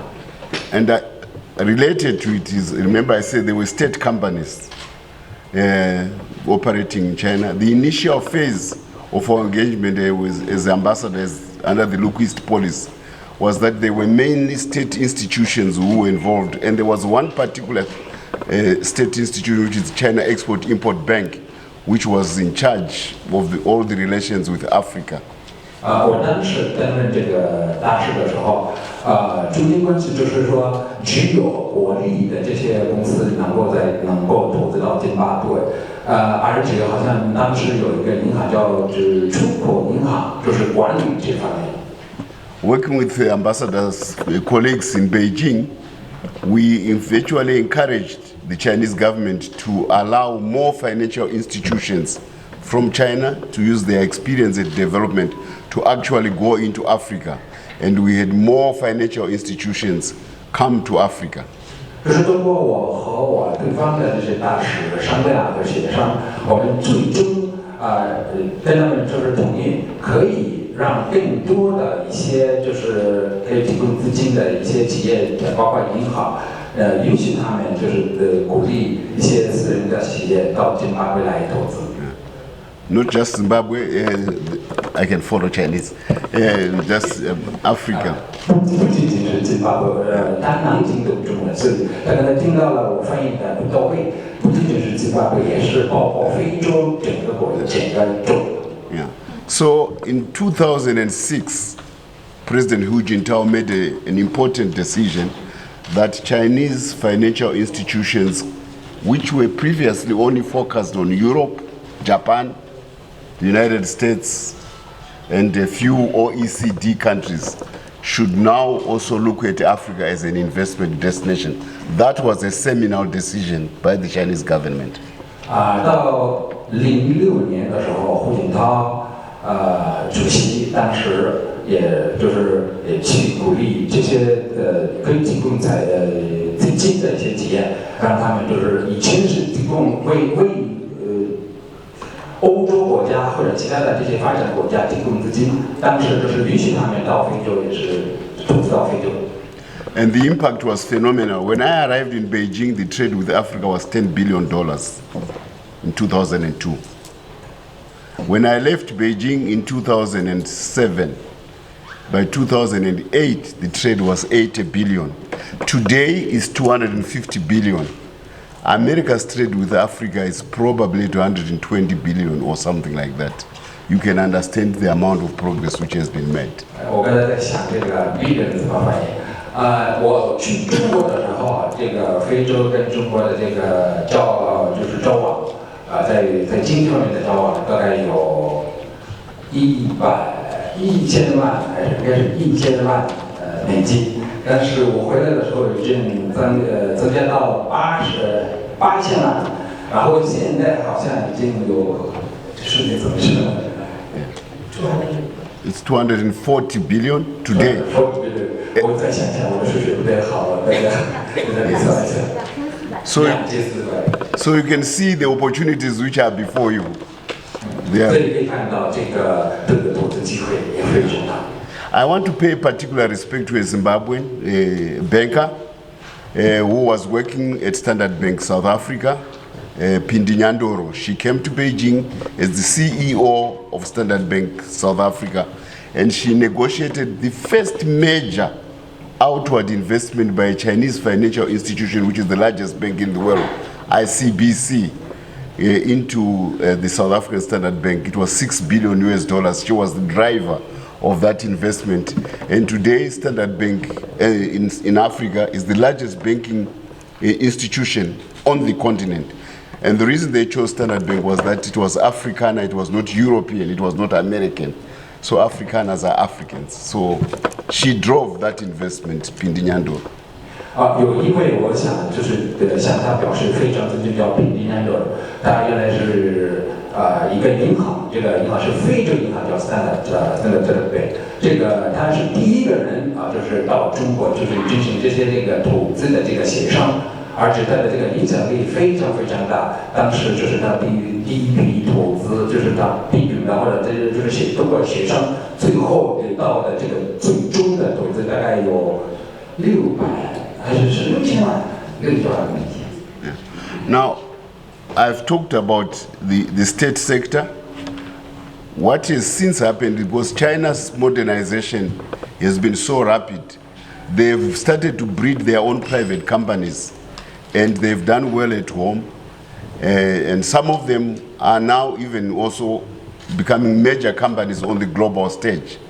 So this is the most exciting dimension which is now coming out of Africa, private Chinese capital, which 最让我特别高兴的就是我们呢就是讲了这个国力的这些企业，但是不仅仅是国力的企业还有私人的企业，这些私人的企业呢，不仅仅是在中国做得非常好，而且也是在国外投资做得特别特别好。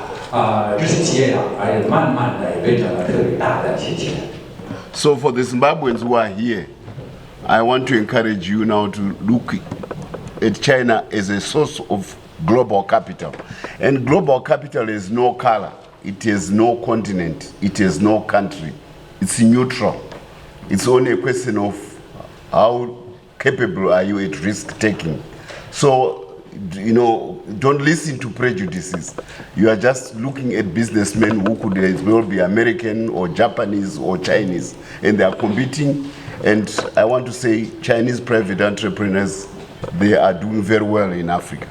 那么我想就是像现在在现场的各位朋友们，你们呐，应该不仅仅是不要看对中国人小看他们，也不要听那些对中国人不好的一些报告，因为现在这个中国已经变成了一个，我可以把它叫做一个国际资金中心。那么它对这个投资资金是提供特别好的一个机会。Yes, I just want to keep by just giving a few case studies. You know, China has got big companies, and in some of the industries, like the tobacco industry, they are the largest. And their company, China Tobacco, is probably 19 times bigger than Philip Morris. 这个中国的一些企业是特别大的一些企业，不仅仅是在非洲大，也是在国际上是特别大。就把这个烟草这个公司作为一个案例，它的这个大小呢，就是比好像是一个国家最大的一个烟草公司大3倍。So in 2003, as ambassador, I persuaded, and it was with the support of the Communist Party, but I also want to honor the late Vice President Mzenda, to bring Chinese tobacco to come and do leaf tobacco farming, to save an industry which had been orphaned by the local financial and Western institutions because of the land reform. So China Tobacco came to the rescue in 2004, 2005. 在03年的时候，当时我还在中国担任这个大使，我最终通过在津巴布韦的这个以前已经死去的一个副总统已经走了，他允许我邀请中国的一个最大的这个烟草公司到津巴布韦投资，因为当时我们的这个津巴布韦的投资缺少资金，缺少这种科技的一个投资，所以在04年就这个中国烟草公司就到津巴布韦来投资。It was a fateful decision because we moved from auction tobacco, we went to contract tobacco farming, and the price of the tobacco for the local merchants who now included 180,000 registered farmers as opposed to 4,000 white farmers. The price jumped from $2 to today's $4 to $5 per kg, and all of it going directly to the contract farmers. 但是呢，这个变化对津巴布韦的这个发展提供了非常好的一个机会，就是有新的改革，就是从这个拍卖的这个做法到这个叫承包农业，新的价格就是这个烟草的价格大概2块多，现在变成了4块多了，那就是表示有很好的一个发展。Without that move, the land reform would have collapsed because there was no support, the financial support for Zimbabwe's land reform. So the move by China Tobacco saved the Zimbabwe land reform. 就是我当时做的这个决定，我觉得也对我们国家的这个对地的这个政策特别支持我们的这些政策，因为如果没有这些的话，我们国家的这些农业都是缺少资金，所以从那时候到现在，已经对我们当地的这个农业也有很大的一个帮助。Yeah, another case study is the gold industry. I realized that the Chinese gold industry was different from the South African one because it is everywhere. And in 2009, we invited the Zimbabwe Miners Federation to see China and the small players. 另外一个方面呢，就是矿业方面，特别就是这个黄金企业、黄金这个行业。因为我当时发现这个南非的这个行业跟津巴布韦有很大的一些区别，所以我当时就是邀请了津巴布韦这些小企业，就是黄金小企业，也是到中国去做一些跟中国的投资者进行的一些协商。The end result is that we reformed our gold industry. We legalized the small farmers, the small miners who used to be beaten by dogs for trying to dig gold like their forefathers have been doing. And today, the gold industry is big. It has overtaken tobacco as the major foreign currency earner of this country because we adopted the model of the Chinese, of small producers being able to run mines using basic and appropriate equipment. 现在呢，这个津巴布韦的这些小企业，就是黄金方面的这些小企业，已经有很好的效果。我们的这个黄金行业已经超过了这个烟草行业，不少。为什么呢？因为这个我们是按照中国的这个做法，就是你允许小企业去做黄金方面的。那么，我觉得是这个变化是对津巴布韦有很好的。Now you can see where the stabilization of the Zimbabwe currency is coming from. 那你们现在可以看，我们这个货币的这个稳定也是从走出来。It makes the job of Minister Chidua easier now because 2/3 of the gold is being produced by small players and their portfolio is growing and it is supporting it is a new reference for our currency rather than the fiat money of the United States. I will try to wind up very soon now. 2 minutes, 1 more minute, one more example. 因为是这个问题呢，我就不翻译了，先让部长就是继续用英文讲。Yes, then English? Okay, so I'll be very quick. Then I've tried to highlight those industries which have had a major impact on the reorganization of the Zimbabwe economy, because there is an end game where I'm going to. The last one is the ferrochrome, coal and steel sector of Zimbabwe. We invited several state Chinese companies to try to come to Zimbabwe.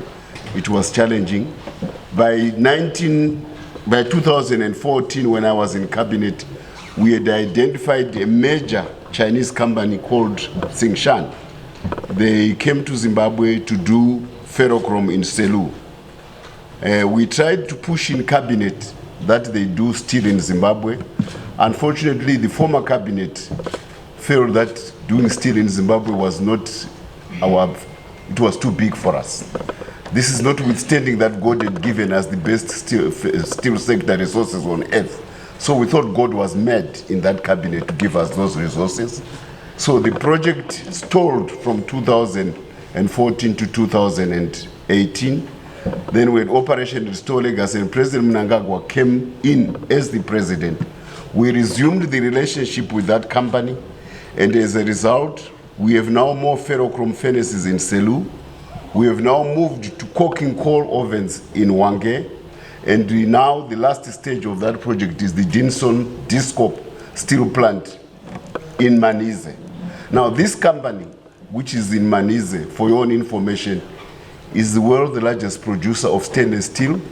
Every 3 teaspoons, they produce 1. Every 3 steel pipes, stainless steel, they produce 1. So they are big, and and also they are the biggest producer of nickel in the world.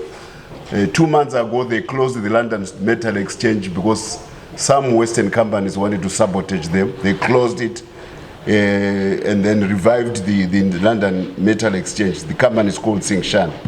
You will be happy that they are looking at producing up to 20 to 30 million tons of steel in Zimbabwe in the next 6 to 7 years, starting from now. They are also going to make Zimbabwe a major producer of ferrochrome, because that's what the Great Dyke is all about. We have 97% still underground of our ore, of which we are the 3rd largest source in the world. And finally, we have 200 years of iron ore at Manize alone, not talking of the other places. So we are going to become a major global player in steel production, almost on the same level as Russia and Turkey and the like. So this is the private sector of China, which is coming into play. I'm giving you this one. And the last one I want to give you is the lithium sector, where the best lithium companies on the global stage today, the ones who are driving Tesla, the ones who are driving Toyota, driving LG Chem, they've all come to Zimbabwe. And in the last 6 months, we have had $700 million of mergers and acquisitions in the lithium sector. The whole history of Zimbabwe, if you had a mining major, if it was 20 million, you say yes. Now we are now in the region of 700 and we are starting. So we will become not only a major steel producer, and steel is this building, steel is the railways, steel is the pylons, steel is the cars on the road. But we are also working with Mozambique to become a major battery producer, because lithium is in Zimbabwe. All the trucks you see coming from the DRC are carrying cobalt, and also we can get nickel from Madagascar or Indonesia. So the role which is being played by Russia, that's Moscow and Riyadh today. I salute Herbert Chitepo and the early revolutionaries who saw the relationship with China in the 1960s. And now it has blossomed to what it is today, the 2nd largest economy and soon to be number 1. And we are singularly well positioned to be working with China as it becomes a major technological power. I thank you.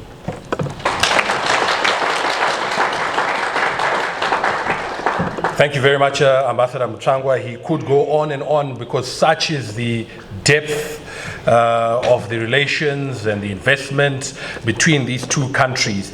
But because of our time, he obviously had to limit in terms of what is being done. But the next presenter, I think, is going to be more comprehensive because, you know, I think he has spoken, Ambassador Mchanga has spoken about the partnership, the relationship, some key case studies, and most of that is very historical. But now a more contemporary report and appreciation of what is actually happening is what we are gathered here for today. And this is a report based on a research that has been done by Ruzivo, as I said, very groundbreaking. And at this point, allow me to call upon the founder and chief executive of Ruzivo to please come forward and give us an overview of the research report. Please put your hands together, ladies and gentlemen, for Tichaona Zindoga.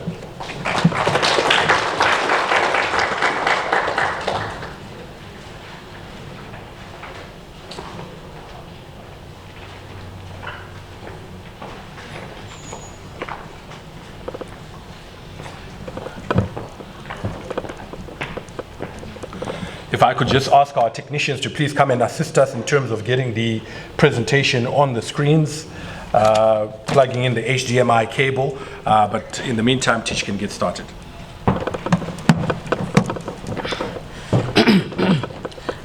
Thank you very much, Farai.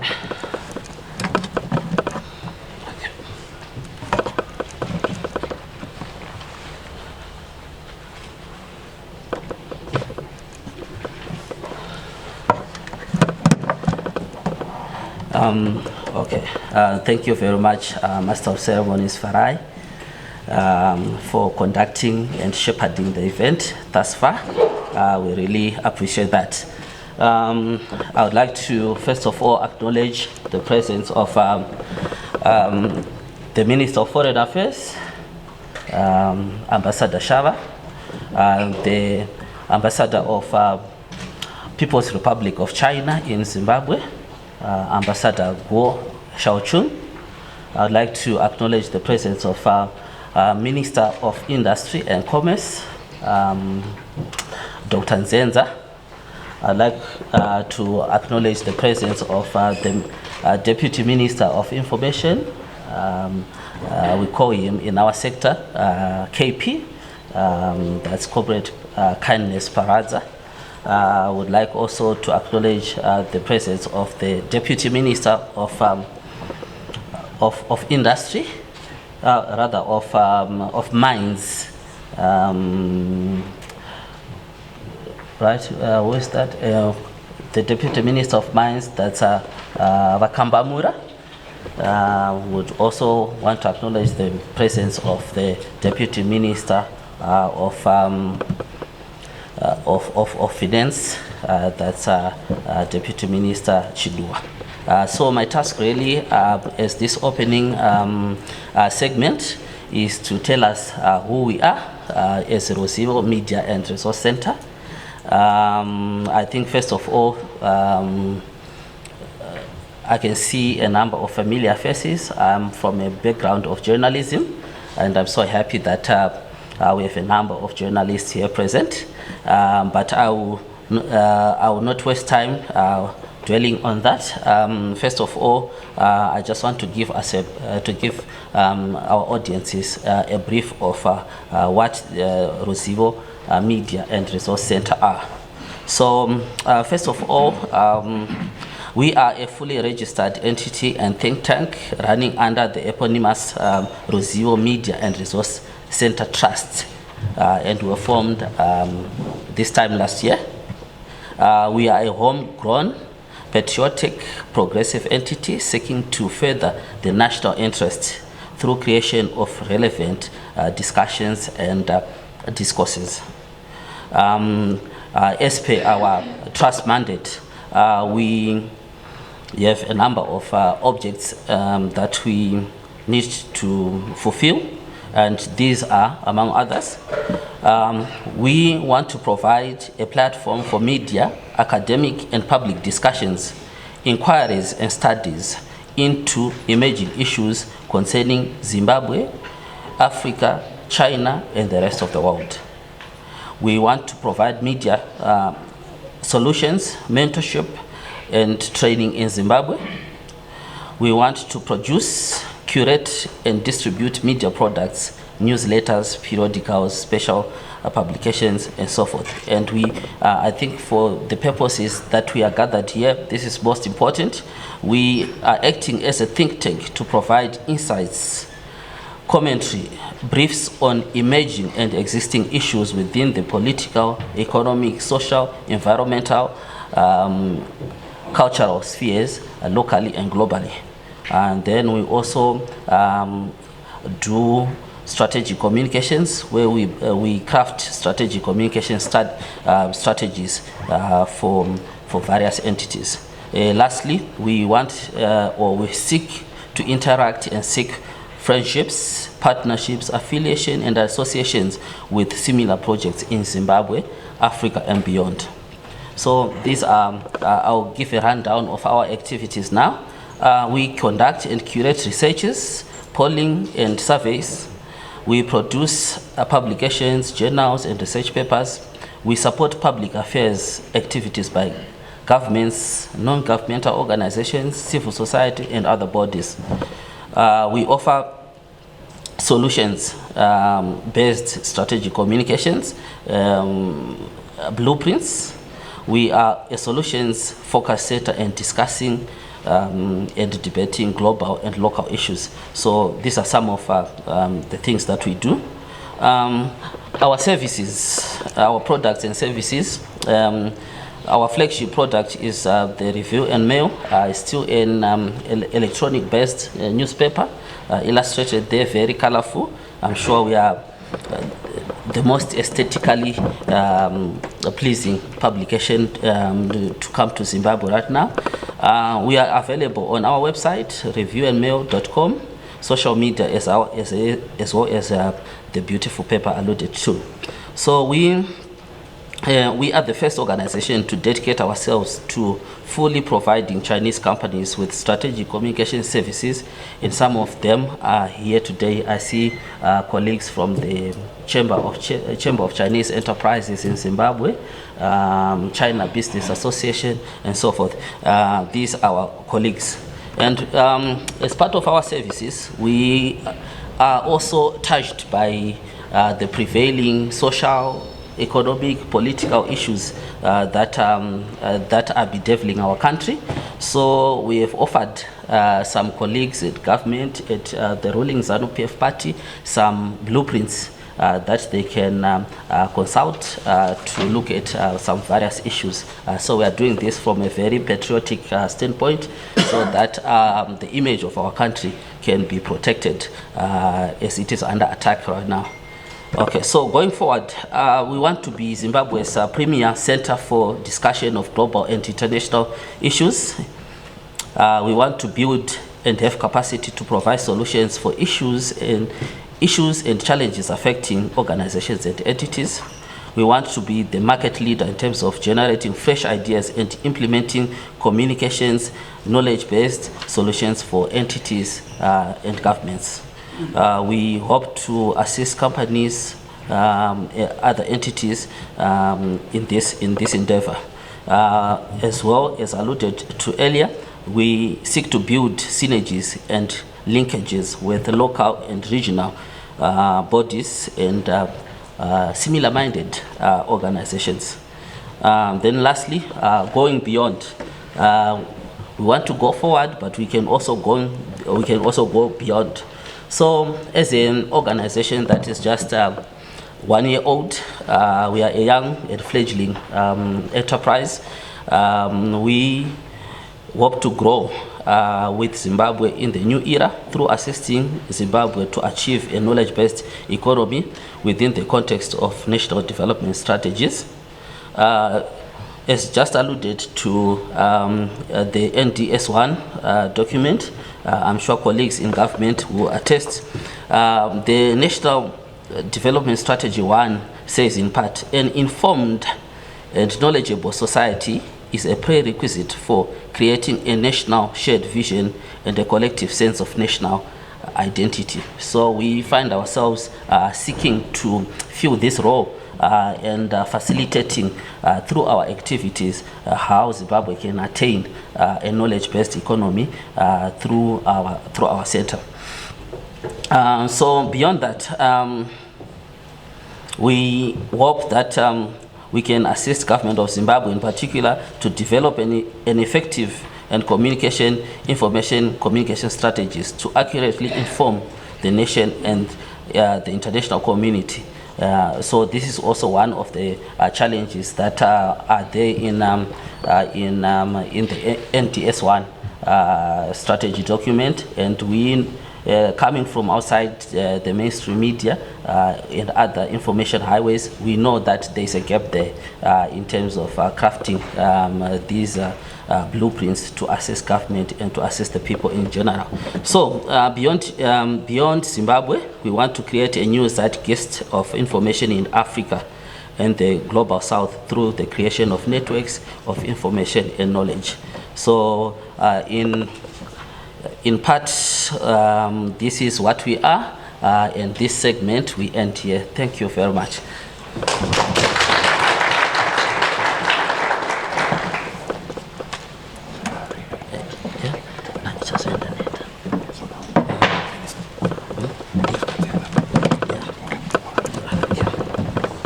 Please put your hands together for Tichaona Zindoga as he takes his seat. Please put your hands together. Thank you so much. As we have heard in that last presentation, as well as earlier when Ambassador Mchanga was speaking, a lot of the interaction, the relations obviously impact and are in the sphere of industry and commerce. And therefore, it is now my pleasure to call upon the minister responsible for this portfolio to give us her remarks. Ladies and gentlemen, a huge round of applause for Dr. Sekai Nzenza, the Minister of Industry and Commerce.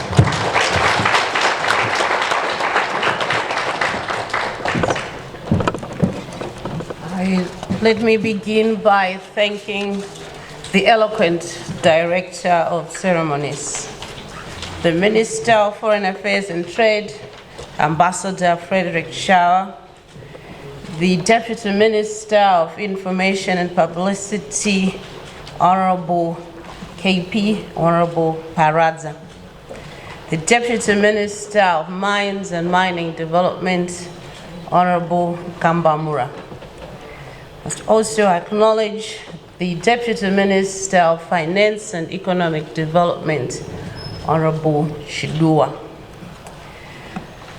The Chinese Ambassador to Zimbabwe, His Excellency Guo Xiaochun. Director of Ruzivo Trust, Mr. Tichaona Zindoga. Must also acknowledge the presence of the Chinese business community here. I'm very pleased to be here as the Minister of Industry and Commerce to be acknowledging the presence of the Chinese business community, because at the end of my speech, I do have a message for them.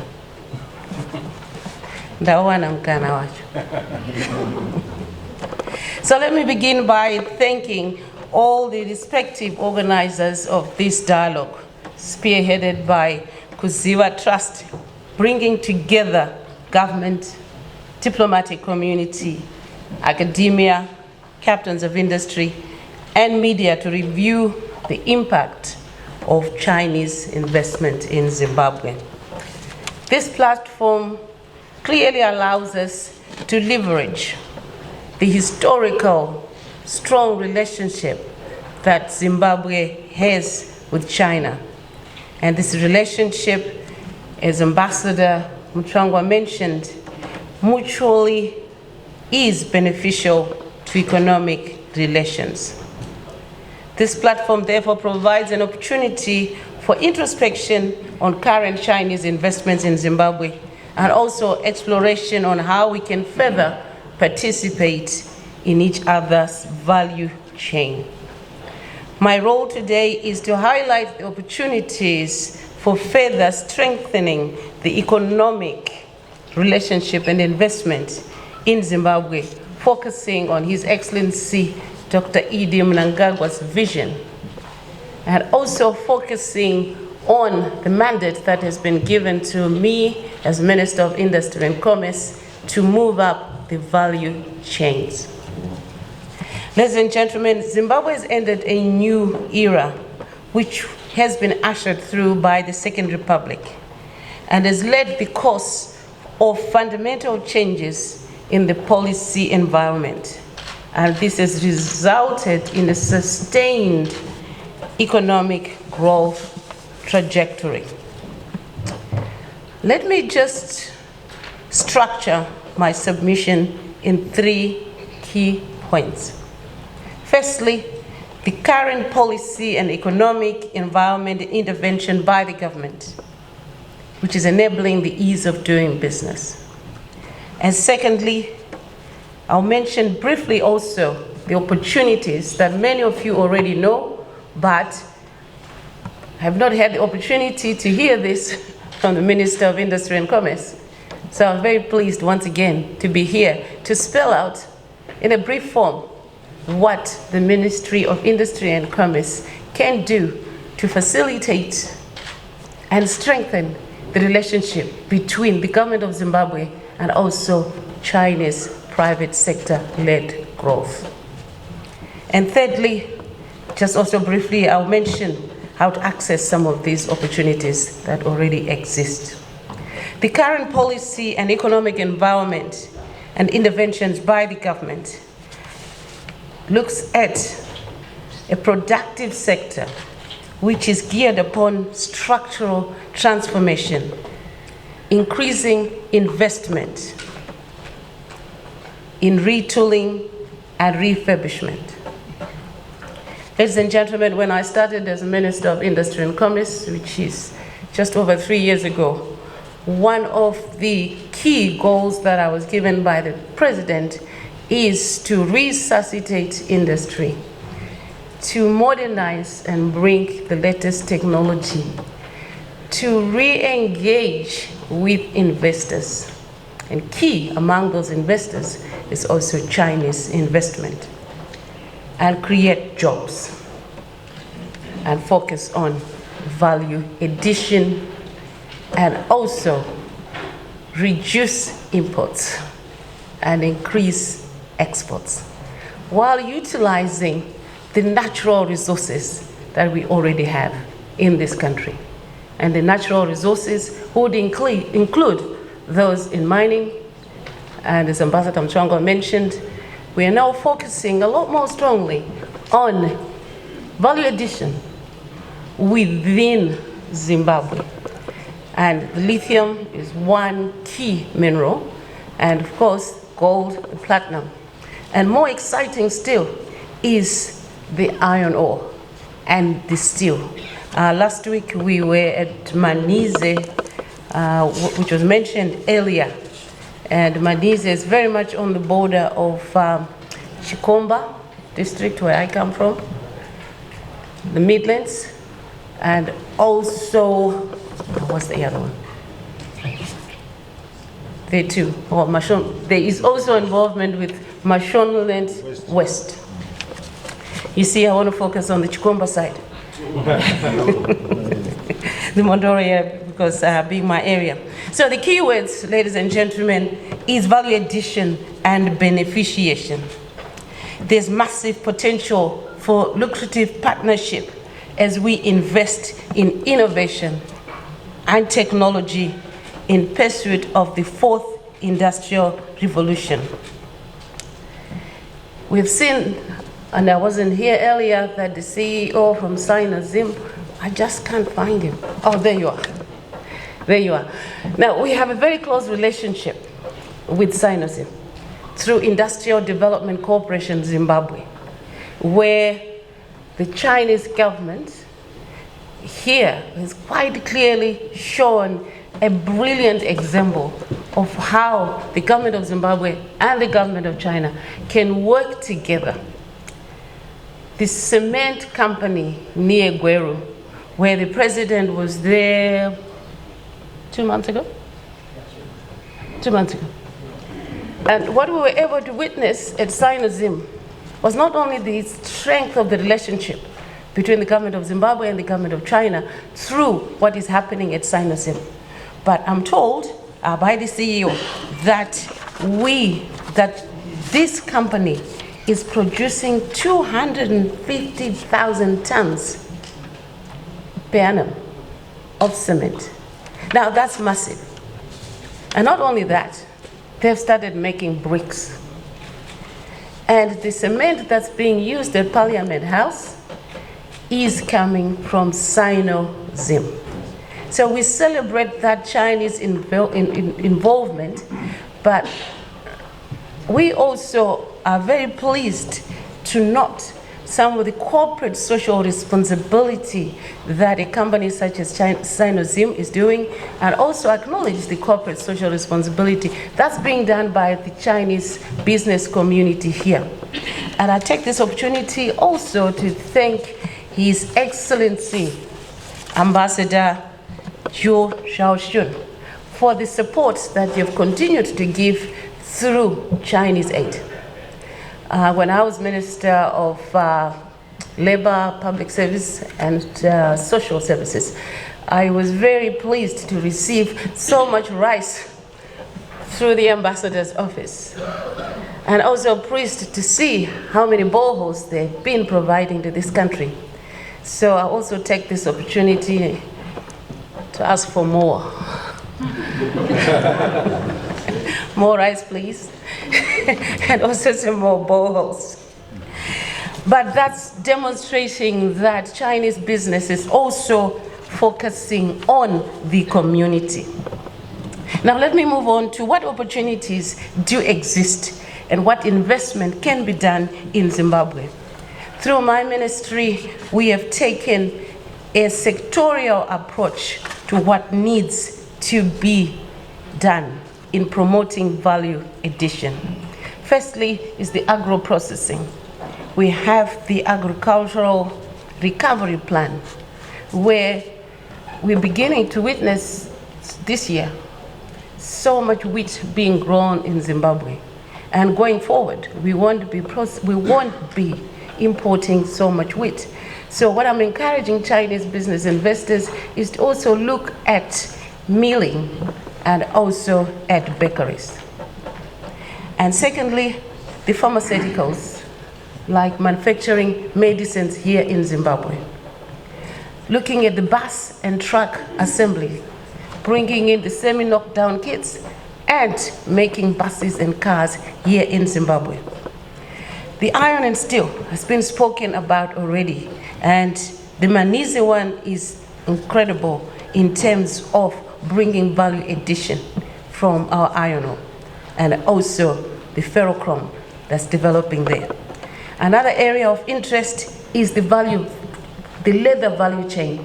We already have some Chinese companies processing leather here, and my interest is that we look at reducing the amount of raw hides that are going outside Zimbabwe, and we revive once again the leather value chain so that the shoes are made here and also for export. So I strongly encourage Chinese investors to look into the leather value chain.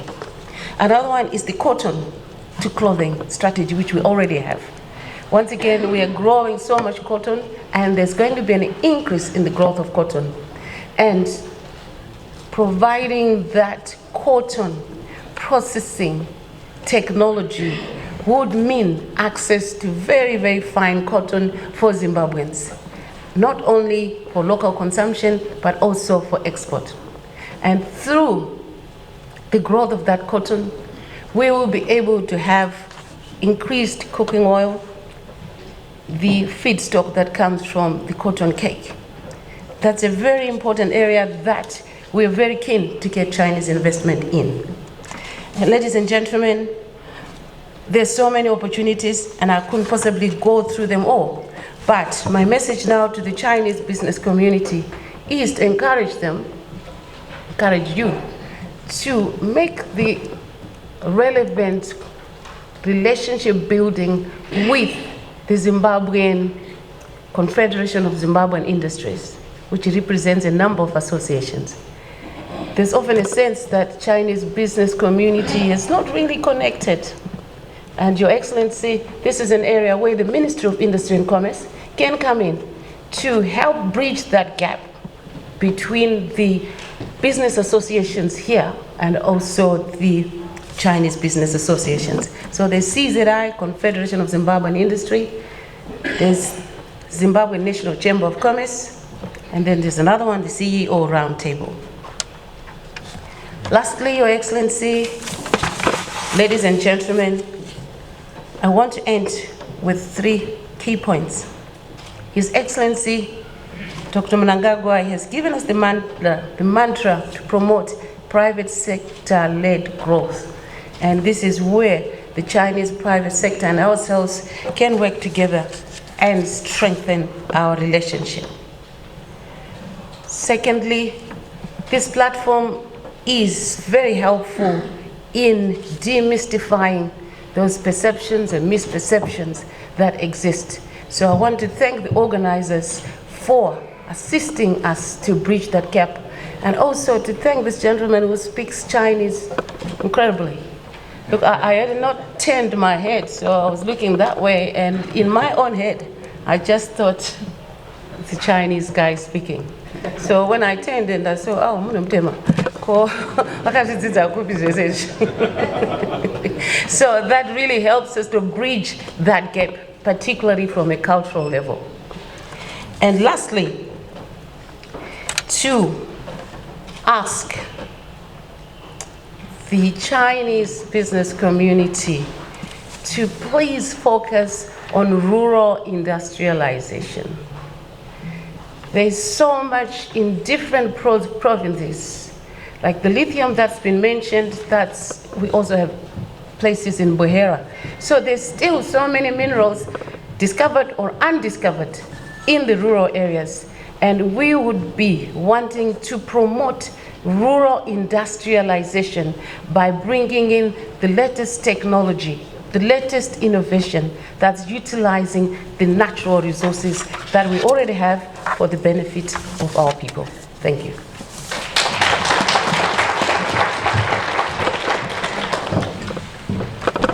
Thank you very much, Honorable Minister, for that presentation.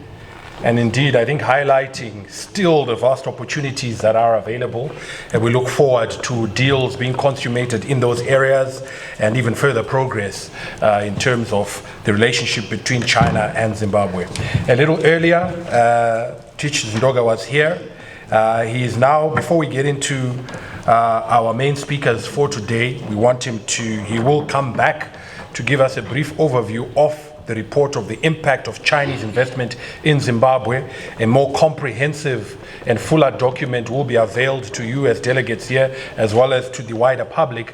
But in his next presentation, Tichawana will just be highlighting some of the key findings and most relevant and salient points of that report. So once again, a round of applause for Tichawana Zindoga as he comes forward to now give us an overview of that report.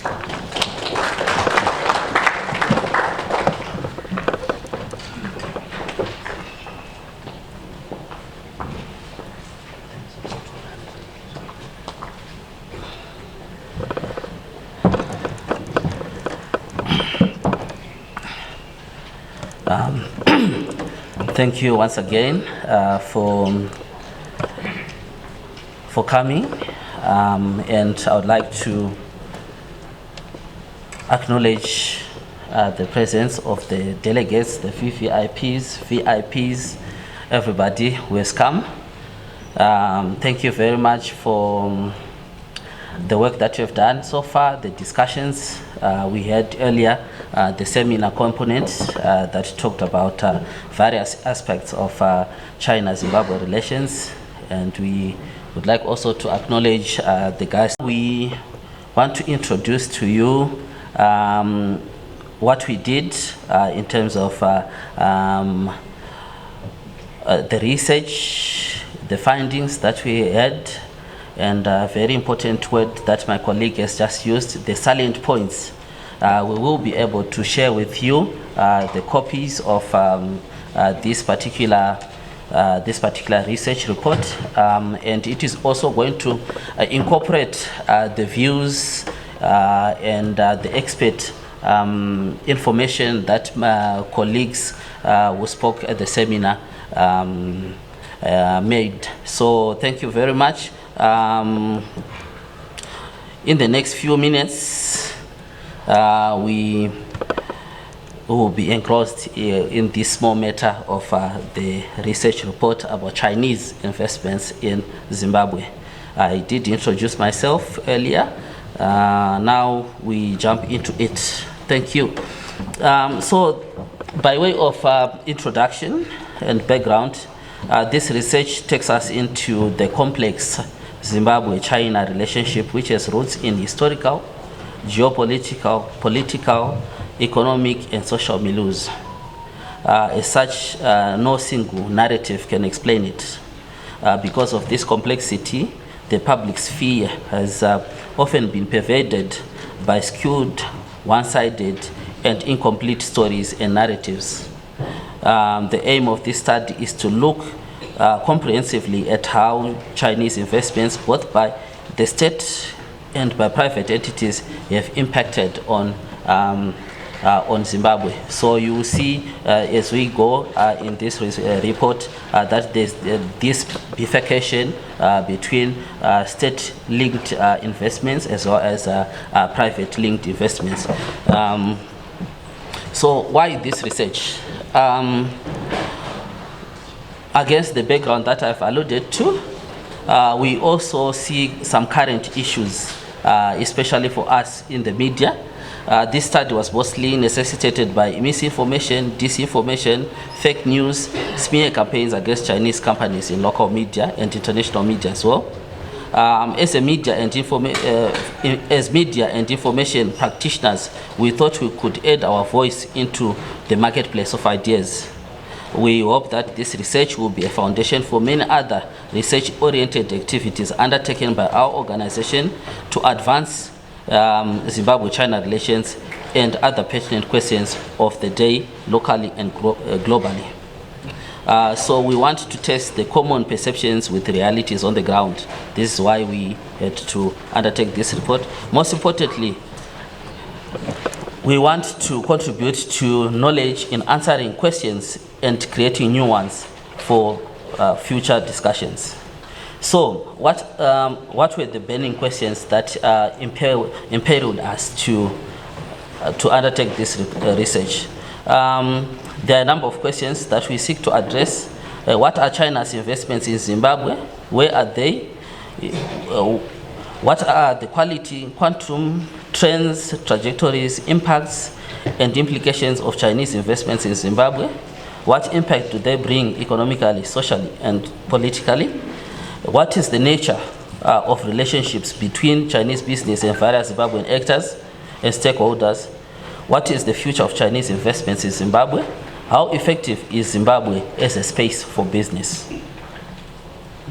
So we now move on to the methodology, how we did it. So in undertaking this study, the researchers looked at various aspects and facets and dynamics making the gamut of Zimbabwe and China's symbiotic relationship. We used both qualitative and quantitative approaches. We made use of both secondary and primary data, and I would like to acknowledge that earlier we had some academics speaking from Bindura University. We did get a lot from his previous research and others. We on the ground, we talked to workers, communities, union, government bodies, and quasi-government offices. We made observations in localities and environments of interest, but we must also acknowledge that we faced some challenges in accessing data from other companies, from communities, and so forth. So this, in part, as we introduce a culture of research, a culture of opening up, we think that will cure that particular problem. So in terms of Chinese investments, like I mentioned, that they are bifurcated into two, as alluded to. That is the government-linked investments. These have come up with a number of projects, such as the new parliament building at a cost of 97 million, Wange Thermal Power station expansion at a cost of $1.5 billion. The National Pharmaceutical Warehouse at a cost of 22 million. The Kariba South Hydro Expansion Project at a cost of 320 million, as shown. These are the descriptions.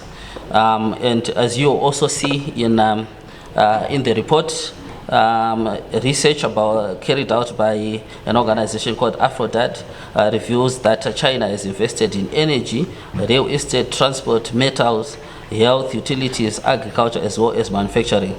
And we've seen in particular trends going up with Chinese investments increasing in Zimbabwe. So some of these, if I continue, include the Robert Mugabe International Airport expansion at a cost of 153 million, the High Performance Computing Center at a cost of 5.7 million, Net One mobile broadband upgrade at a cost of 71 million. So these are the investments towards economic development that the government of China directly has put in Zimbabwe. But it has also invested in a lot of social investments. That is, they've given assistance towards COVID-19, health cooperation with Zimbabwe, especially around Parenyatwa Group of Hospital, the medical teams that are coming, the acupuncture center at Parenyatwa. Some of you must visit that. It's an interesting alternative medicine and practice. China has also cooperated with UNICEF to provide medical and health care, as well as assistance during the Idai disaster. The Minister Nzenza spoke about rice. There was a lot of rice that went to those communities as well, to ensure that their survival after the disaster struck. We also see that China is investing in agriculture and poverty eradication projects in Zimbabwe, and also in terms of water and sanitation, hygiene, wash projects. They've invested in the 500 borehole project, but 500 borehole project is just a name. There are thousands now of boreholes that have been sunk, and I'm reliably informed that in this coming year we are going to see more of these boreholes being sunk through China Aid. That is the government of China assisting Zimbabwe and Zimbabweans.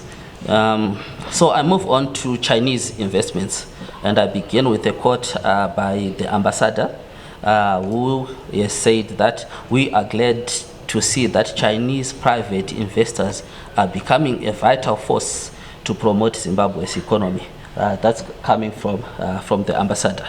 So in terms of our research, we interacted with colleagues from business associations and so forth, and we found out that there are more than 250 Chinese business operating in Zimbabwe as of 2022, with businesses ranging from state-linked and large corporations to small private investments. The Chamber of Chinese Enterprises in Zimbabwe, I see beautiful Chanel Lu. He has over 80 large companies, both state-linked and private, and he has over and those companies are operating in Zimbabwe. We also have the Zimbabwe Chinese Business Association, which has 150. So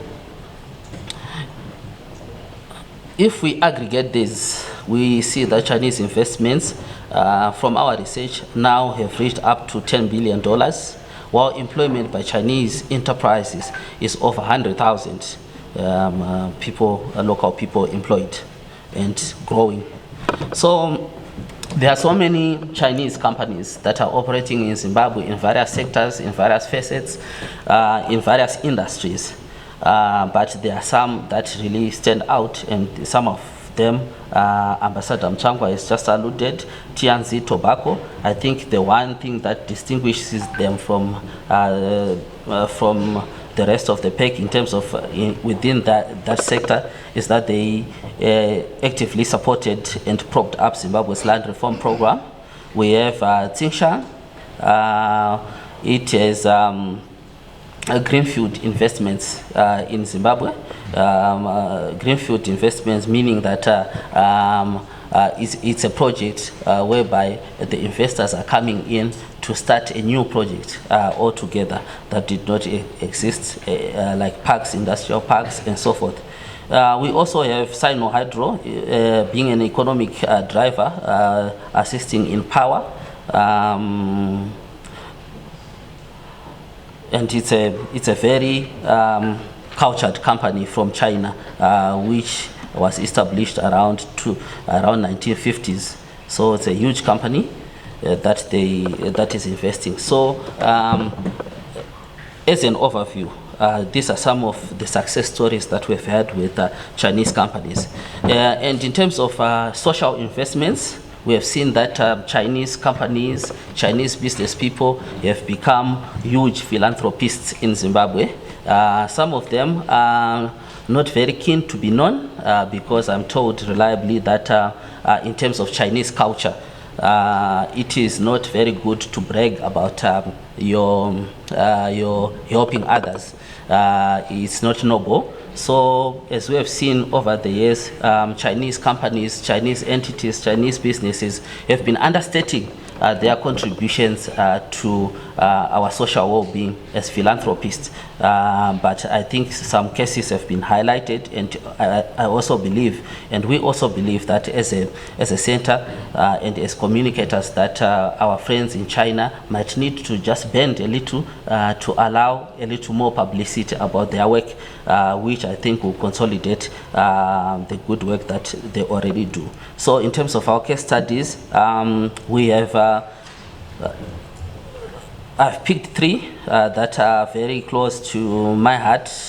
Huawei Seeds for the Future. They have invested in technology. It's a global flagship program seeking to develop local information, communication technologies, talent, and enhance knowledge transfer and improve people's understanding of and interest in the ICT industry. We have the Friendship Forest Initiative. It's an afforestation initiative. As I was speaking to guys from the Friendship Forest Initiatives, they came together first as 16 companies. They put together resources so that they can beautify our airport road. They are planting a lot of trees there, and they want the road that is the face of Zimbabwe. As somebody is coming, as an investor is coming into our country, they want to see how beautiful Zimbabwe is. I'm sure it's a gap that as government, as also as Zimbabweans, we had left, but our Chinese friends thought it very prudent to beautify and add aesthetics to that road. So it's something that's cost about $1 million by the company, by the companies, and now we see a company called Jinan playing a leading role in making sure that this initiative stays alive despite some challenges here and there. We also have, lastly, from a social perspective, there is an organization called Chinese Loving Mom. I'm sure, as I'm describing there, it's the warm side of Chinese people. We should have provided you with pictures. Apologies for that, but when you get hold of the report, you will see the very beautiful pictures. So wives and Chinese business women gather together to support charity works in Zimbabwe. The women, led by Ms. Carrie Lee, I'm not seeing here today, have supported vulnerable children in Urungwe, Mashonaland West, Headcliff in Harare, and supported self-help projects in Chitungwiza.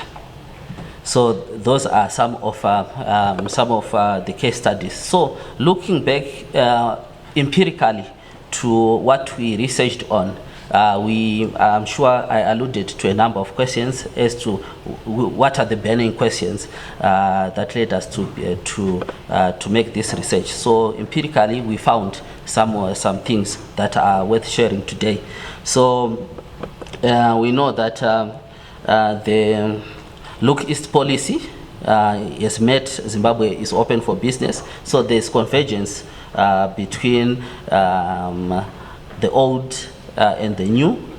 We have seen that around 2003, Zimbabwe initiated the Look East policy, but it only accelerated during the tenure of President E.D. Mnangagwa and his philosophy that Zimbabwe is open for business. So this acceleration is worth taking note, and as we will provide you with the statistics, you see the uptick in in investments, the uptick in visits, the uptick in interest in Zimbabwe from China.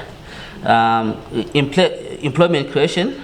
This study is a sample of large, medium, and small companies operating across the country.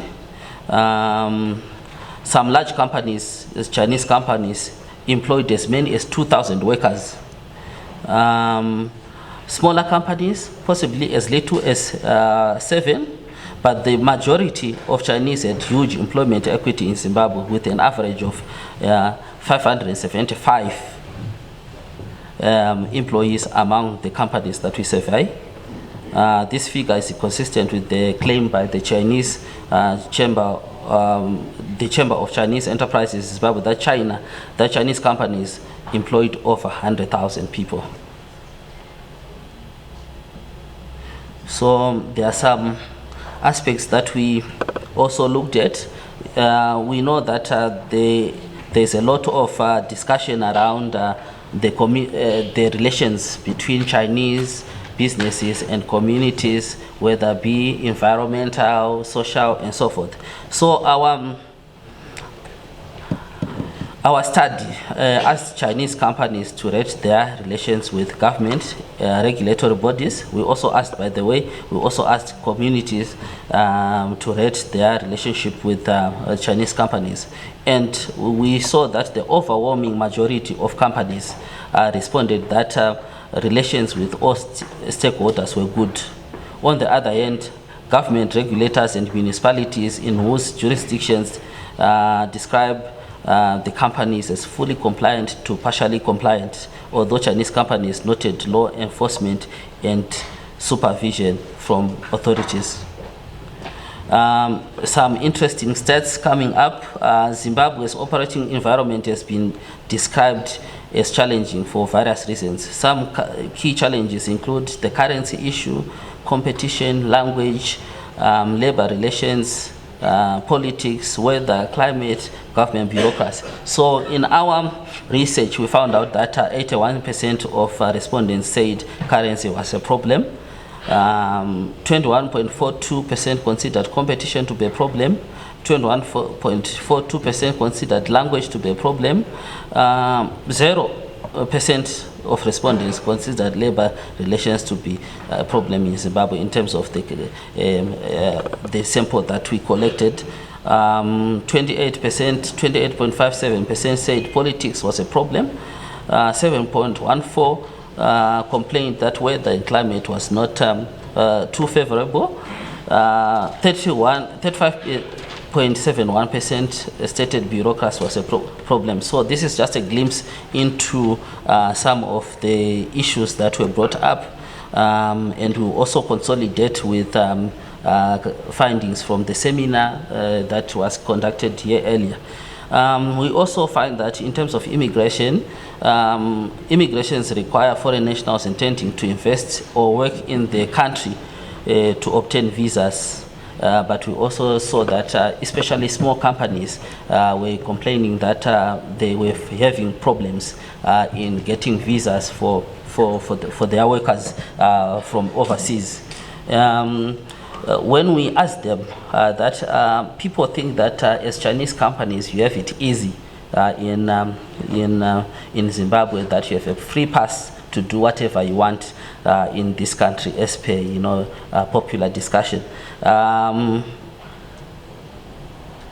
respondents felt that they were not given preferential treatment. That is, at less than half, at 44%, they said Chinese people were given preferential treatment. 22% of the respondents said Chinese were not given preferential treatment. Another 22% said they were undecided.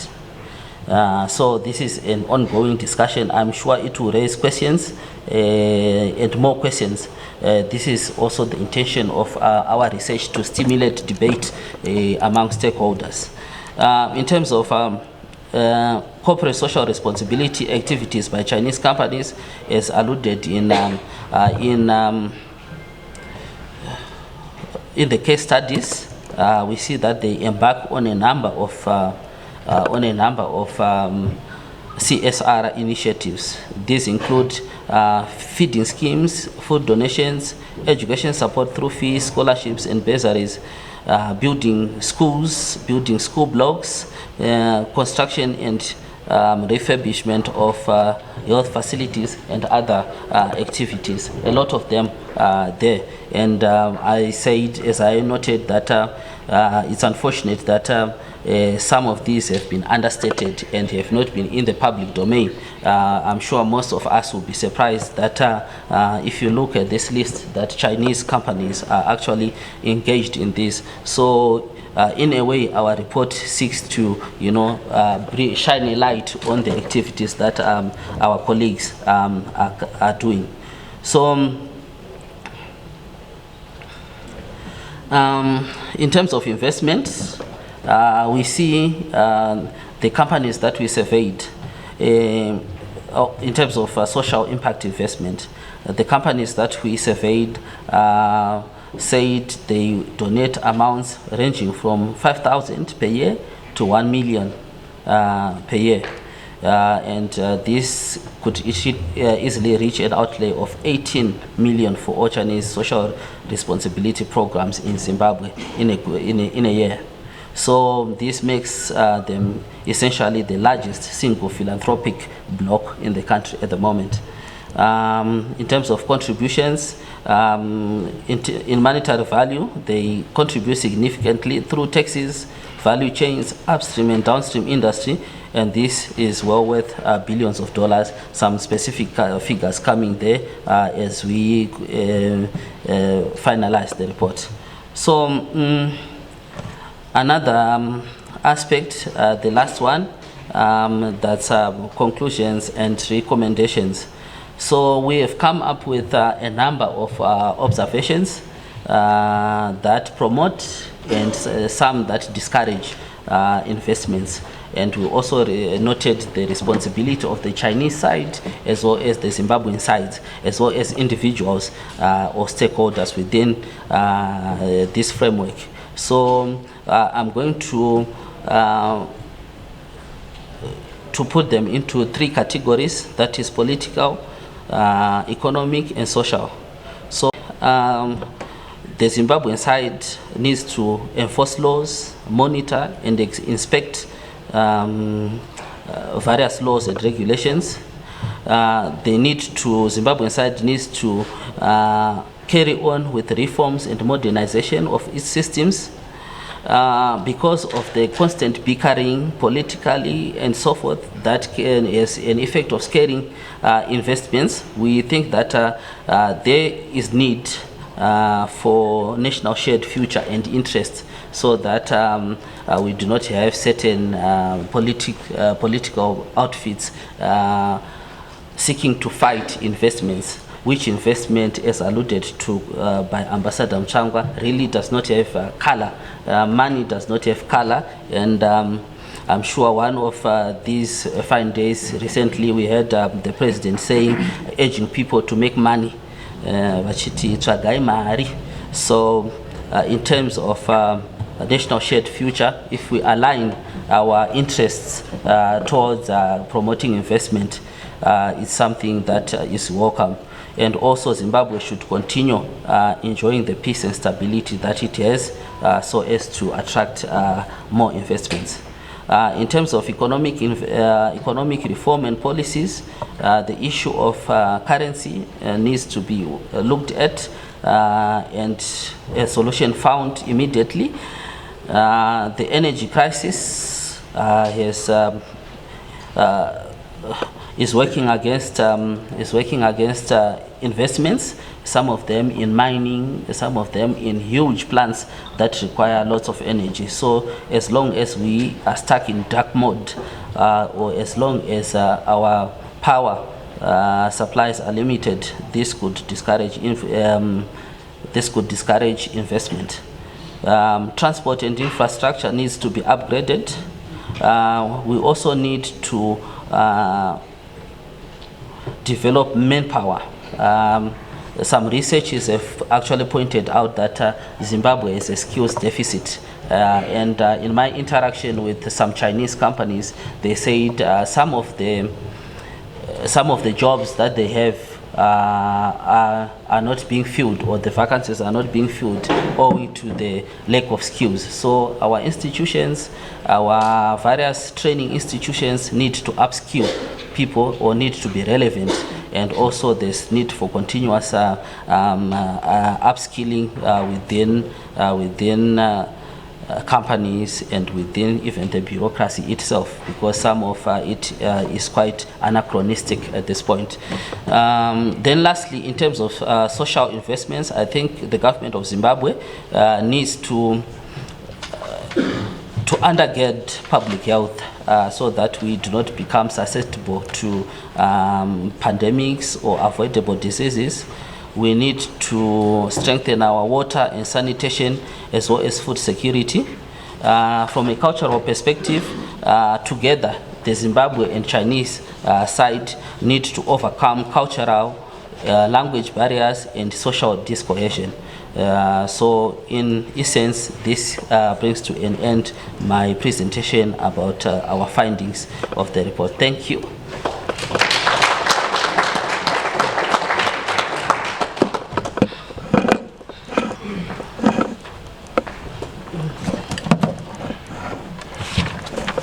Fantastic. Thank you so much, Teach. Another round of applause for him as he takes his seat.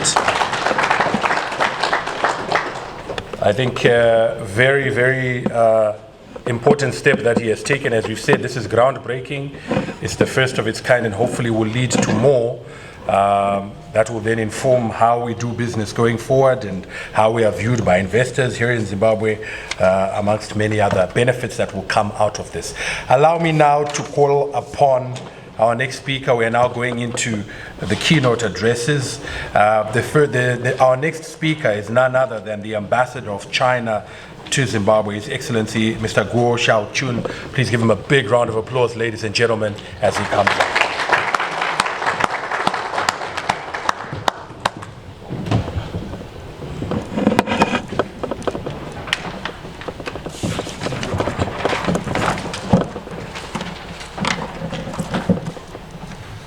Honorable Ambassador Frederick Shaba, Minister of Foreign Affairs and International Trade.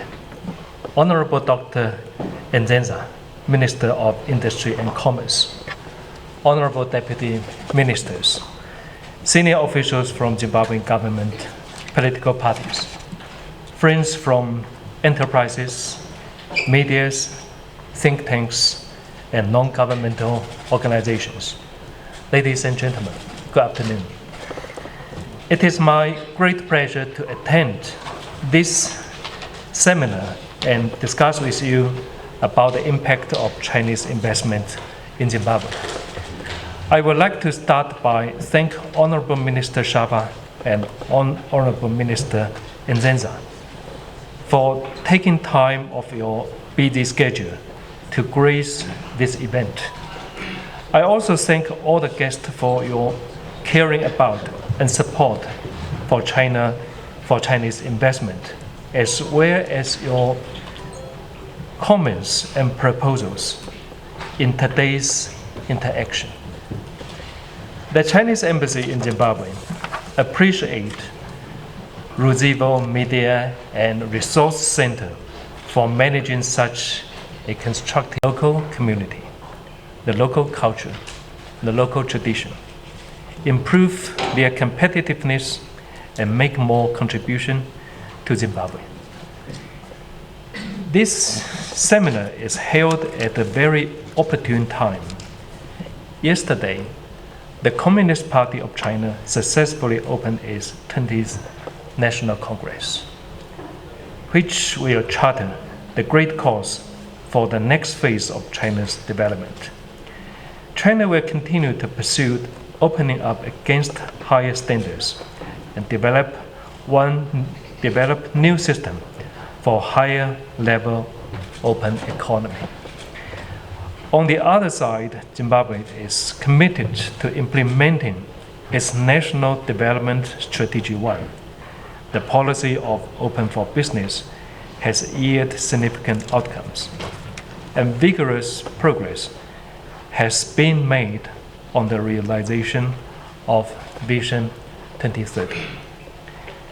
Both China and Zimbabwe are at a critical stage of national development and rejuvenation. We both hope to promote bilateral cooperation and tap into the potential of common prosperity. China is one of the largest investors in Africa. Over the past 2 decades, since the establishment of FOCA, the flows of China's direct investment in Africa have been growing by more than 20% on the yearly average.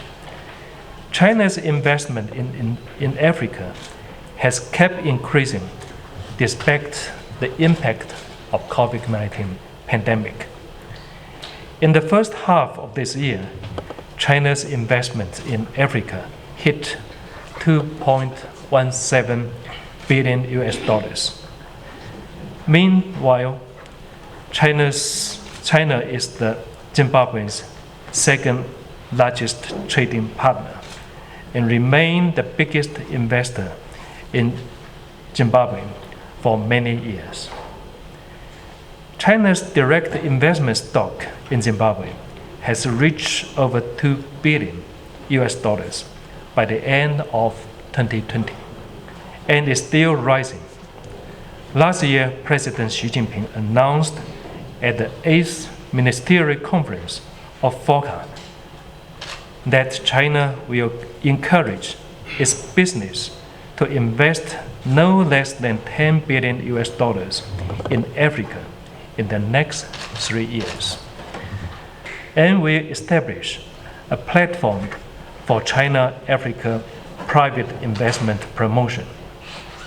China will undertake 10 industrialization and employment promotion projects for Africa, provide credit facilities of $10 million to African financial institutions, support the development of African small and medium enterprises on a priority basis, and establish a China-Africa cross-border R&D center. The massive investment of Chinese enterprise in Zimbabwe started at the beginning of this century, when Zimbabwe was being subjected to unilateral and illegal sanctions imposed by the West, and Western investors collectively withdrew their capital from Zimbabwe. When the West chose to abandon and humiliate and punish Zimbabwe, China and Chinese enterprises chose to embrace Zimbabwe. China's investment in Zimbabwe has made up for the shortage of funds and technologies and other tough challenges faced by Zimbabwe's economy. In this process, Chinese enterprises has also gained opportunities for development. Our cooperation is highly complementary and mutually beneficial, which will deliver more tangible benefits to our principals and support Zimbabwe to take an independent development path suitable to its national reality, with more capabilities and more confidence. No force, no smear can hold back the irreversible strikes of China-Zimbabwe cooperation. Ladies and gentlemen, China always followed the principles of sincerity, real result, empathy, and good faith, and the principles of pursuing the greater goods and shared interest in advancing China-Zimbabwe cooperation. It can be observed from three perspectives. First, focus on development. Chinese investment mainly focus to infrastructure and production sectors. The China-financed or invested project in Zimbabwe mostly cover electricity, airports, and telecommunication facilities, the areas most in need of development in Zimbabwe. Such projects have boosted economic growth, increased tax revenues, created jobs, and improved people's livelihood in African countries, including Zimbabwe, generating tangible benefit to African people. The Chinese government have been encouraging Chinese companies to actively respond to Africa's development strategies and make contribution to independent and sustainable development of African countries. Objectives of China-Africa cooperation are always promoting the fundamental interest of our people and the shared future of China and African countries.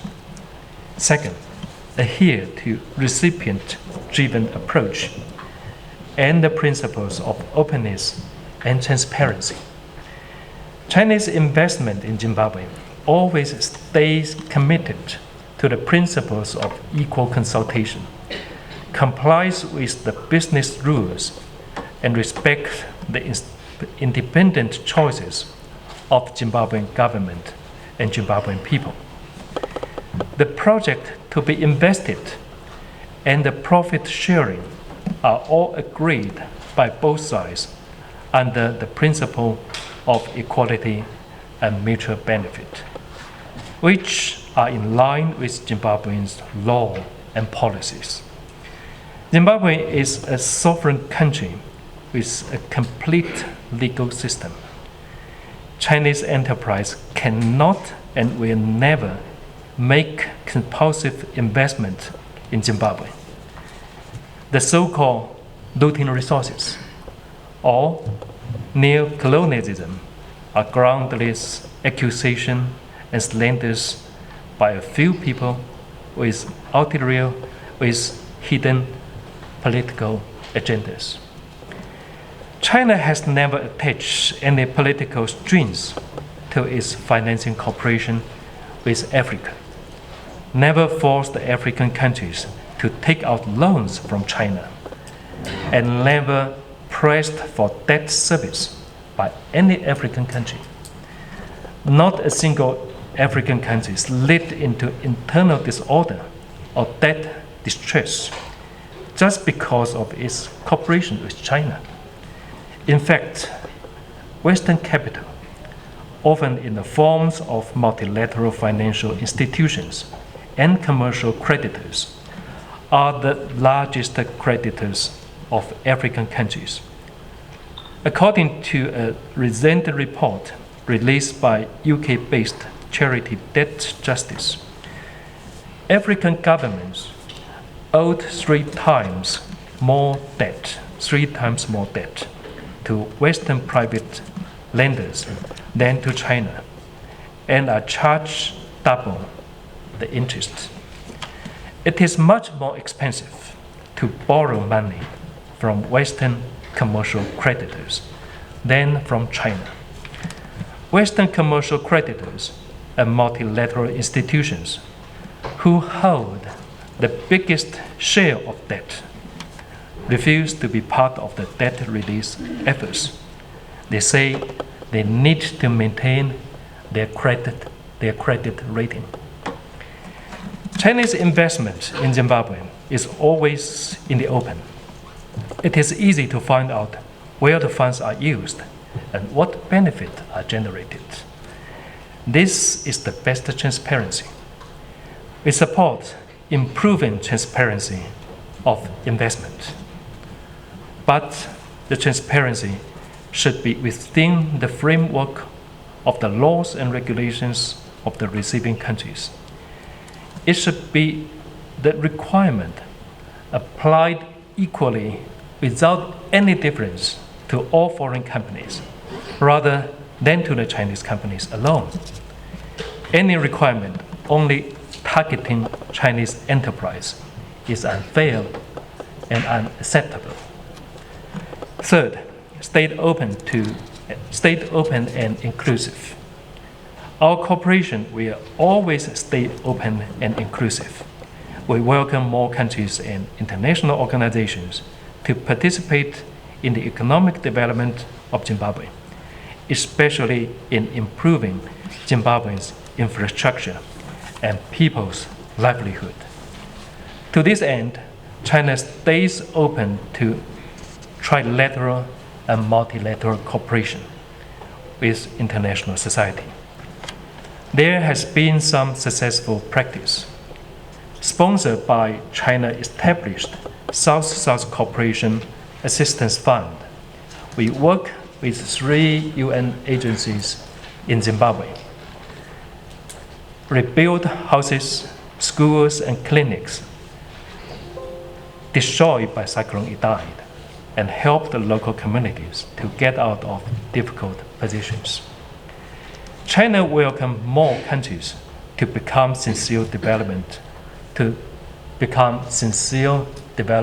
partners of Zimbabwe, but we are firmly opposed to any practice that meddles in Zimbabwe's internal affairs, tramples on Zimbabwe's sovereignty in the names of assistance, contains Zimbabwe's economic growth and improvement of people's livelihood by sanction or other coercive measures. Ladies and gentlemen, China requests Zimbabwean authorities and public to observe the advantage and weakness of Chinese enterprises from a more objective perspective. As the participants of China's reform and opening up, Chinese companies have learned how to follow the market rules and pursued pragmatism and efficiency. They prioritize efficiency and usually prefer to working hard rather than leave the investment idle. China has no history of invading and enslaving other countries, and Chinese people have natural friendly emotions towards African people.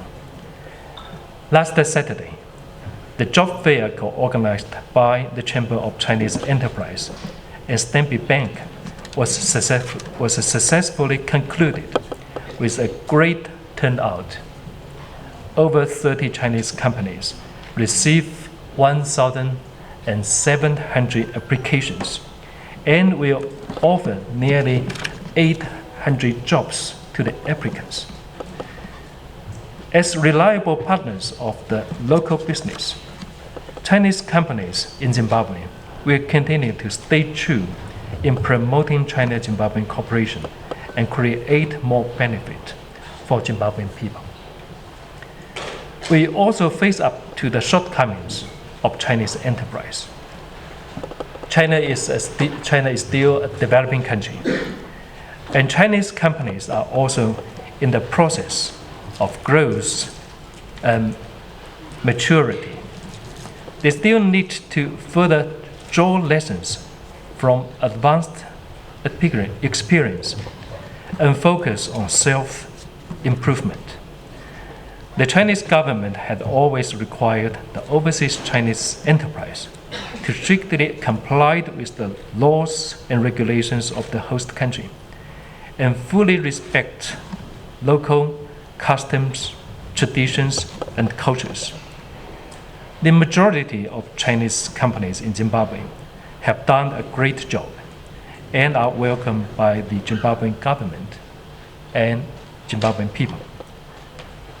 However, a few Chinese enterprises have some problems in their operation, but this does not represent the whole picture of Chinese investment, nor does it not mean that the cooperation between China and Africa is being rejected. Some of these problems are caused by cultural difference. Some are common issues in some industries. Some are resulted by the lack of management experience, and some may indicate the laws and policies of the host country need further improvement. Earlier this year, proposed by Chinese Embassy, the Chamber of Chinese Enterprises in Zimbabwe released a 9-point statement explaining how the local Chinese business should operate their business, which officially make clear the collective position of Chinese investment in Zimbabwe.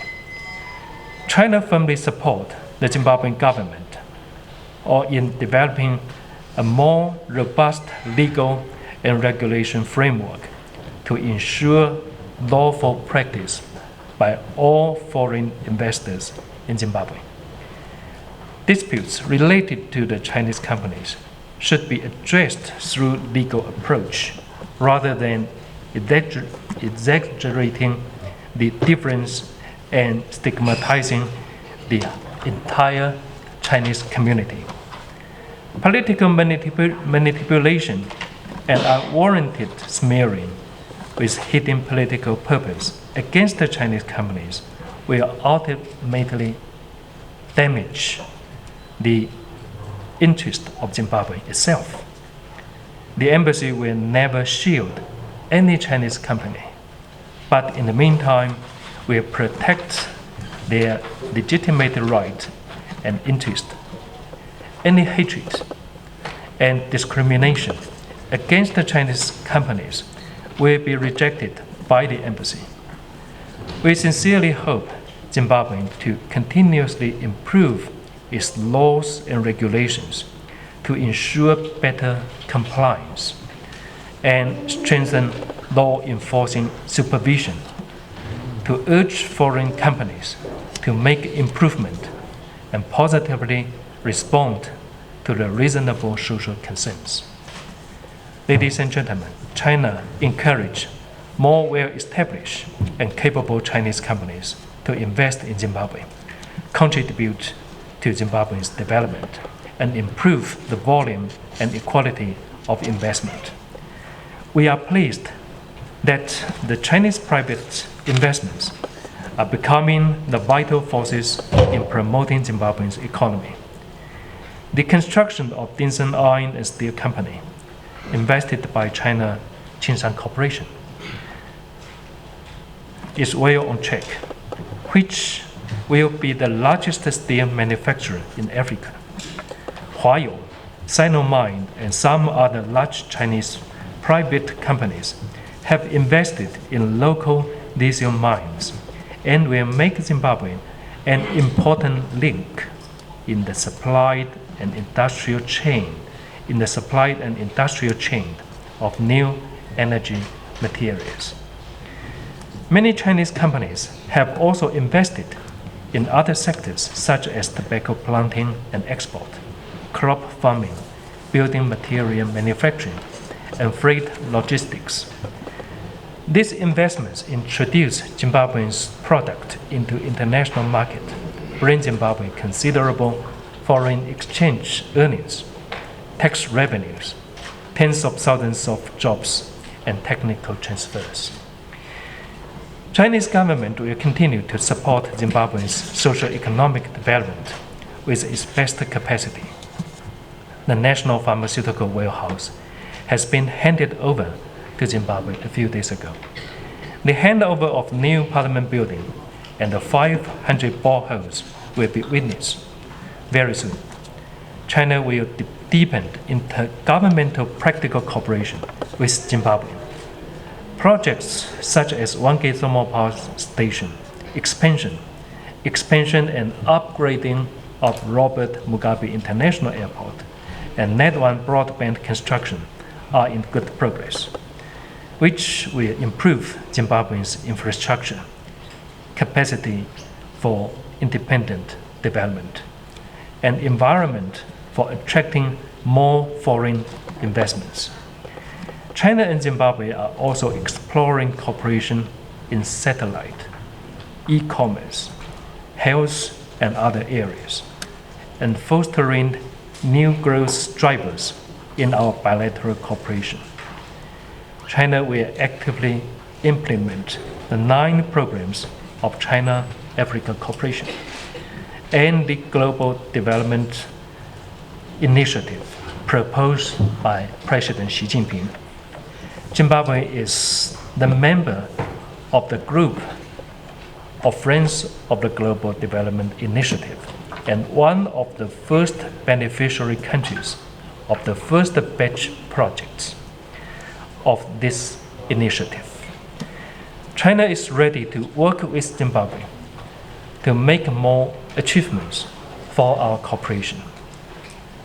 To conclude, I would like to extend my congratulations on the launching of the Ruzivo Media and Resource Center, and thank for its efforts to research the impact of Chinese investments in Zimbabwe. I also want to thank again all the guests here for your support for China-Zimbabwe cooperation. I hope our cooperation will move forward to a higher level with higher quality and support Zimbabwe to realize its Vision 2030 and national industrialization at an early date. Thank you.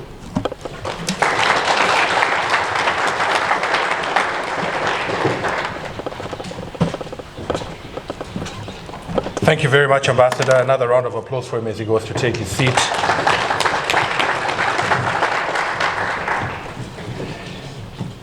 Very insightful presentation there. I think certainly issues to do with the onerous lending policies of some of the Western financial institutions, the 10 billion that is due to be invested on the African continent over the next 3 years, and certainly an opportunity for Zimbabwe to try and get a part or a share of that 10 billion will be, I think, key takeaways, and hopefully going forward we can find our way to position ourselves in that. Allow me right now, ladies and gentlemen, to acknowledge the presence of other ambassadors who are here, the Ambassador of Russia, the Ambassador of Angola and Egypt. Please give them a round of applause, ladies and gentlemen, as we acknowledge their presence in our midst. Thank you so much for taking the time to be with us and to join us at this event. We are now about to hear from our guest of honor, who will be presenting his speech very, very shortly. But once again, just to remind you, for those who were not here earlier and don't know, in the room on my right, through that open door, are exhibition stands. There are several Chinese businesses operating in Zimbabwe who have mounted exhibitions in that hall. So we do encourage you to go there and show support to them by visiting their stands. You will learn quite a lot there. So it is very advisable to do that. And certainly, please make sure that as we break for lunch, you can go there and find out more about those businesses and their experiences in this market. At this point in time, let me now call upon none other than the guest of honor, who is the Minister of Foreign Affairs and International Trade, the Honorable Ambassador Frederick Shaw. Please give him a round of applause as he comes to the podium.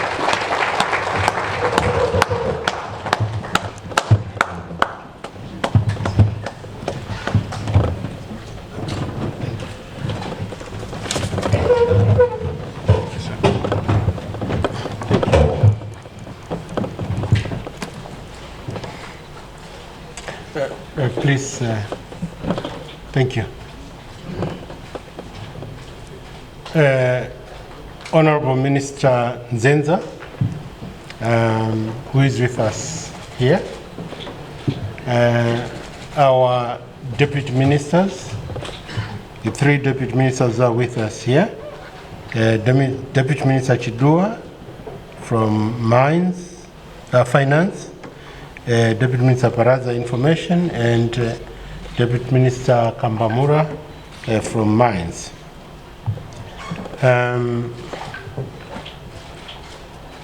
I don't know whether we have members of parliament present, but I salute you. Your Excellencies, heads of diplomatic missions here present. I heard that the Russian Federation and Egypt are here, and other members of the diplomatic corps, senior government officials, and I cannot leave out, I know that this is a government function, but we listened to the first speaker, who is also the spokesperson of our party, Honorable Muchangwa, who is the ZANU-PF spokesperson.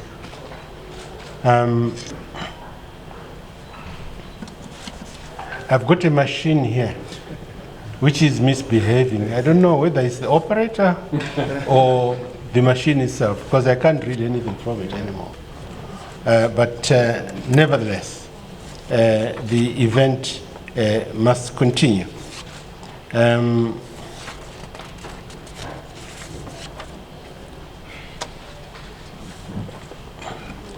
Well, ladies and gentlemen, I'm greatly honored to be part of this symposium, which is introspecting on the significance and impact of Chinese investments in Zimbabwe.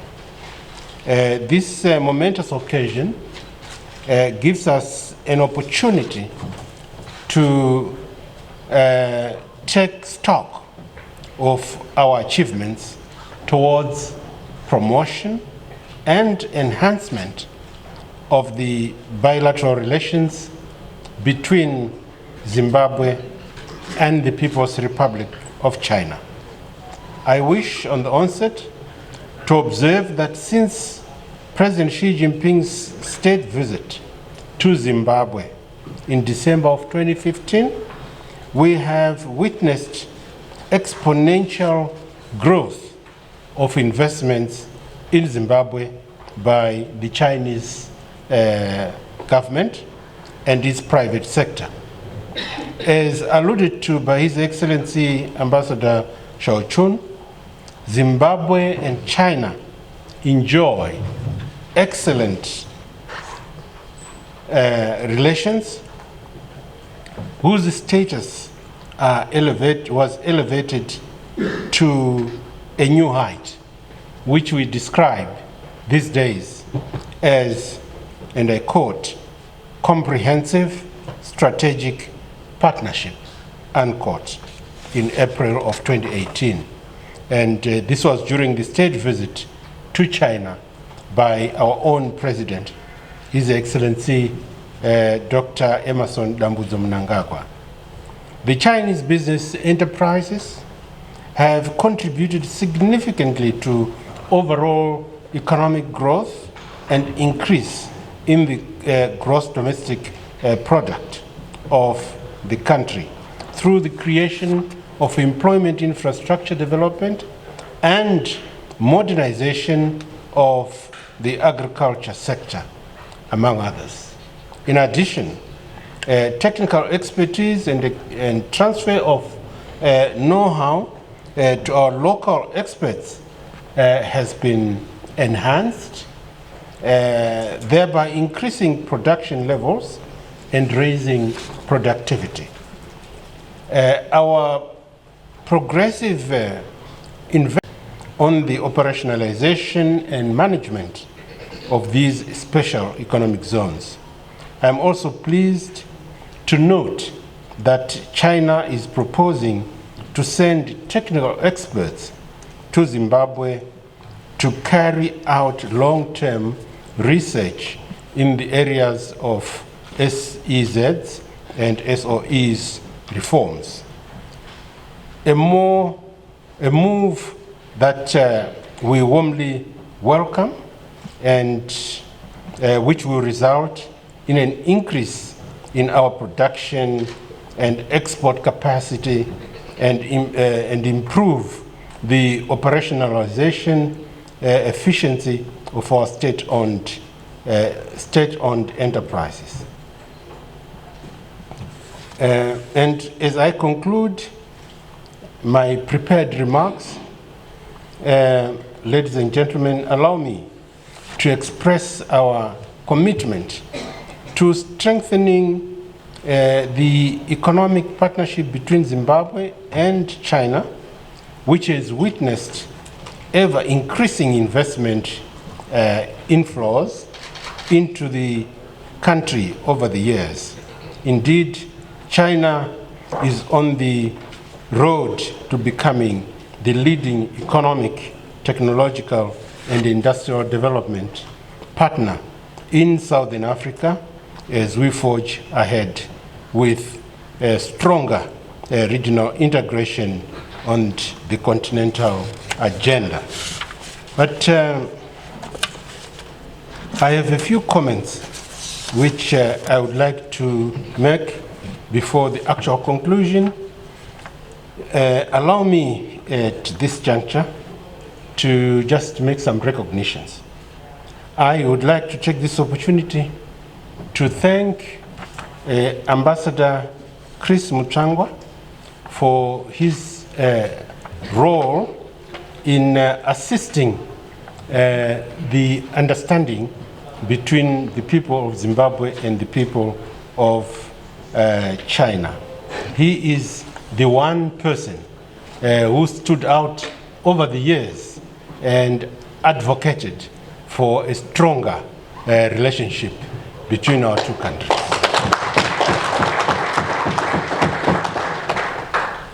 Allow me also to thank the Chinese ambassador to Zimbabwe for his role to ensure that there is dialogue within the nation between us and the Chinese in order for us to understand where we stand.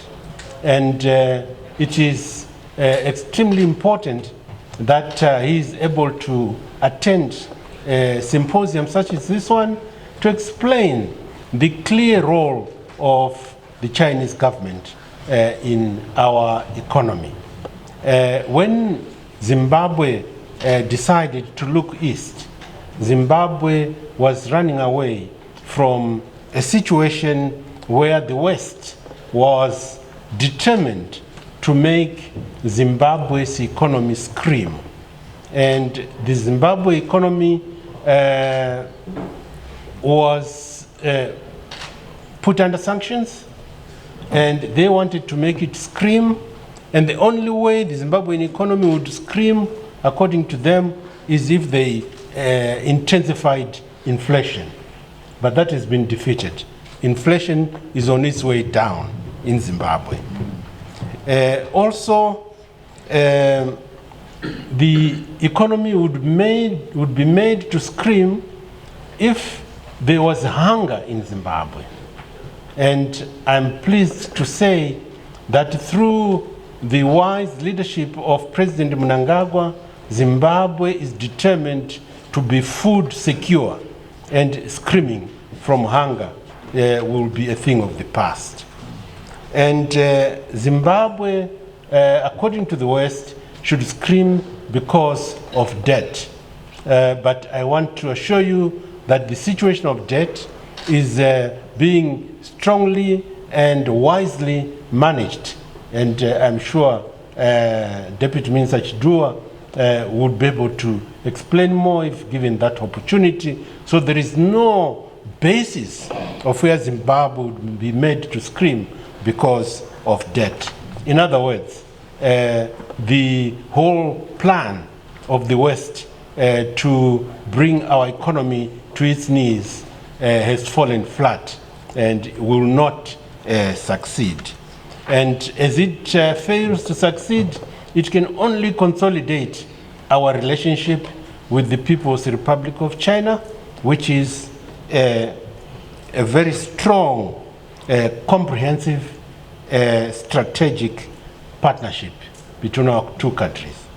I want to say that with respect to this, I would like to also commend Ruzivo Media Resources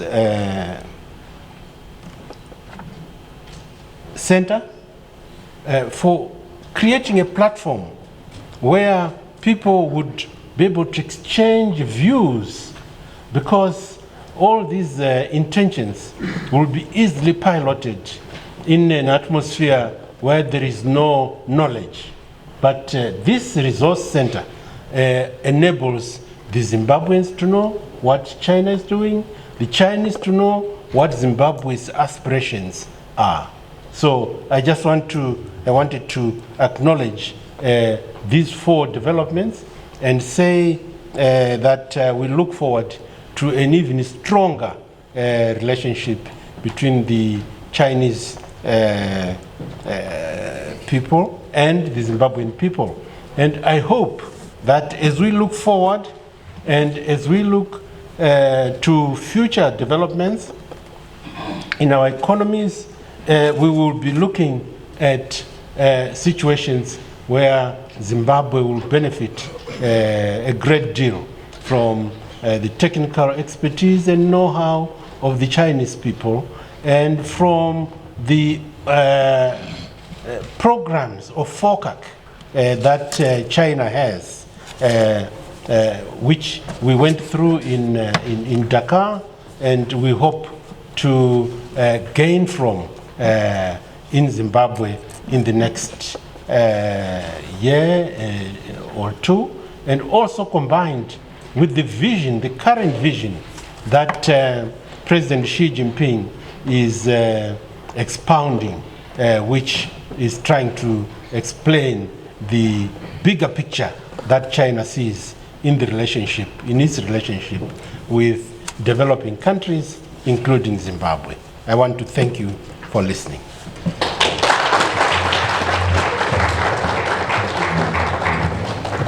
Once again, a big round of applause for our guest, that keynote address.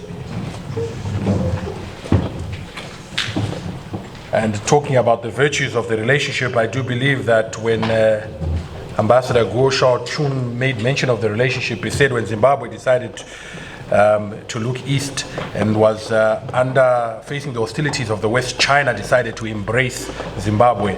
And going forward, we do look forward to a shared future together. Allow me now to call upon the Deputy Minister of Information, Publicity and Broadcasting Services, Honorable Kindness Paradza, to please give us a vote of thanks.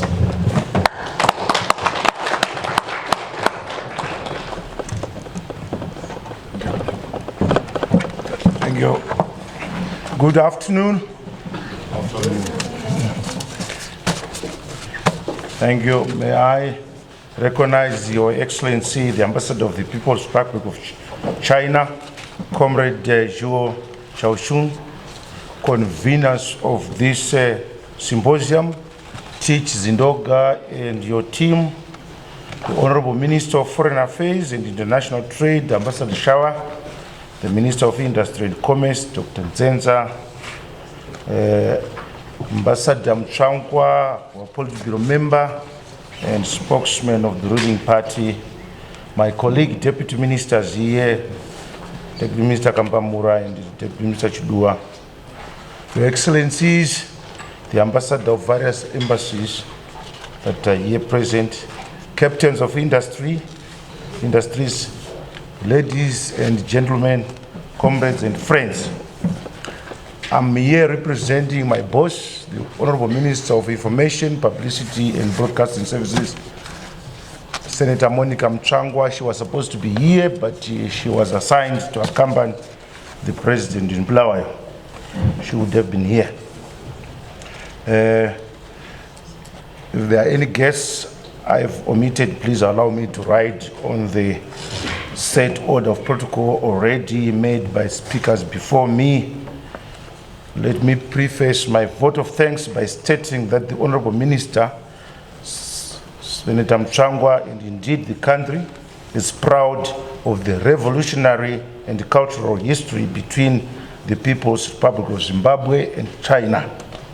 Zimbabwe and China are great brothers who have fought together on many fronts, starting from the liberation struggle, the diplomatic wars at the United Nations, the fight against sanctions, and now the economic war as Zimbabwe aspires to attain the upper middle income status. So history has shown that we share an all-weather national sisterhood which supersedes traditional diplomacy and political convenience. Our people share mutual dependence, which is characterized in skills training, cultural exchange, investment, and support to each other's national and territorial sovereignty.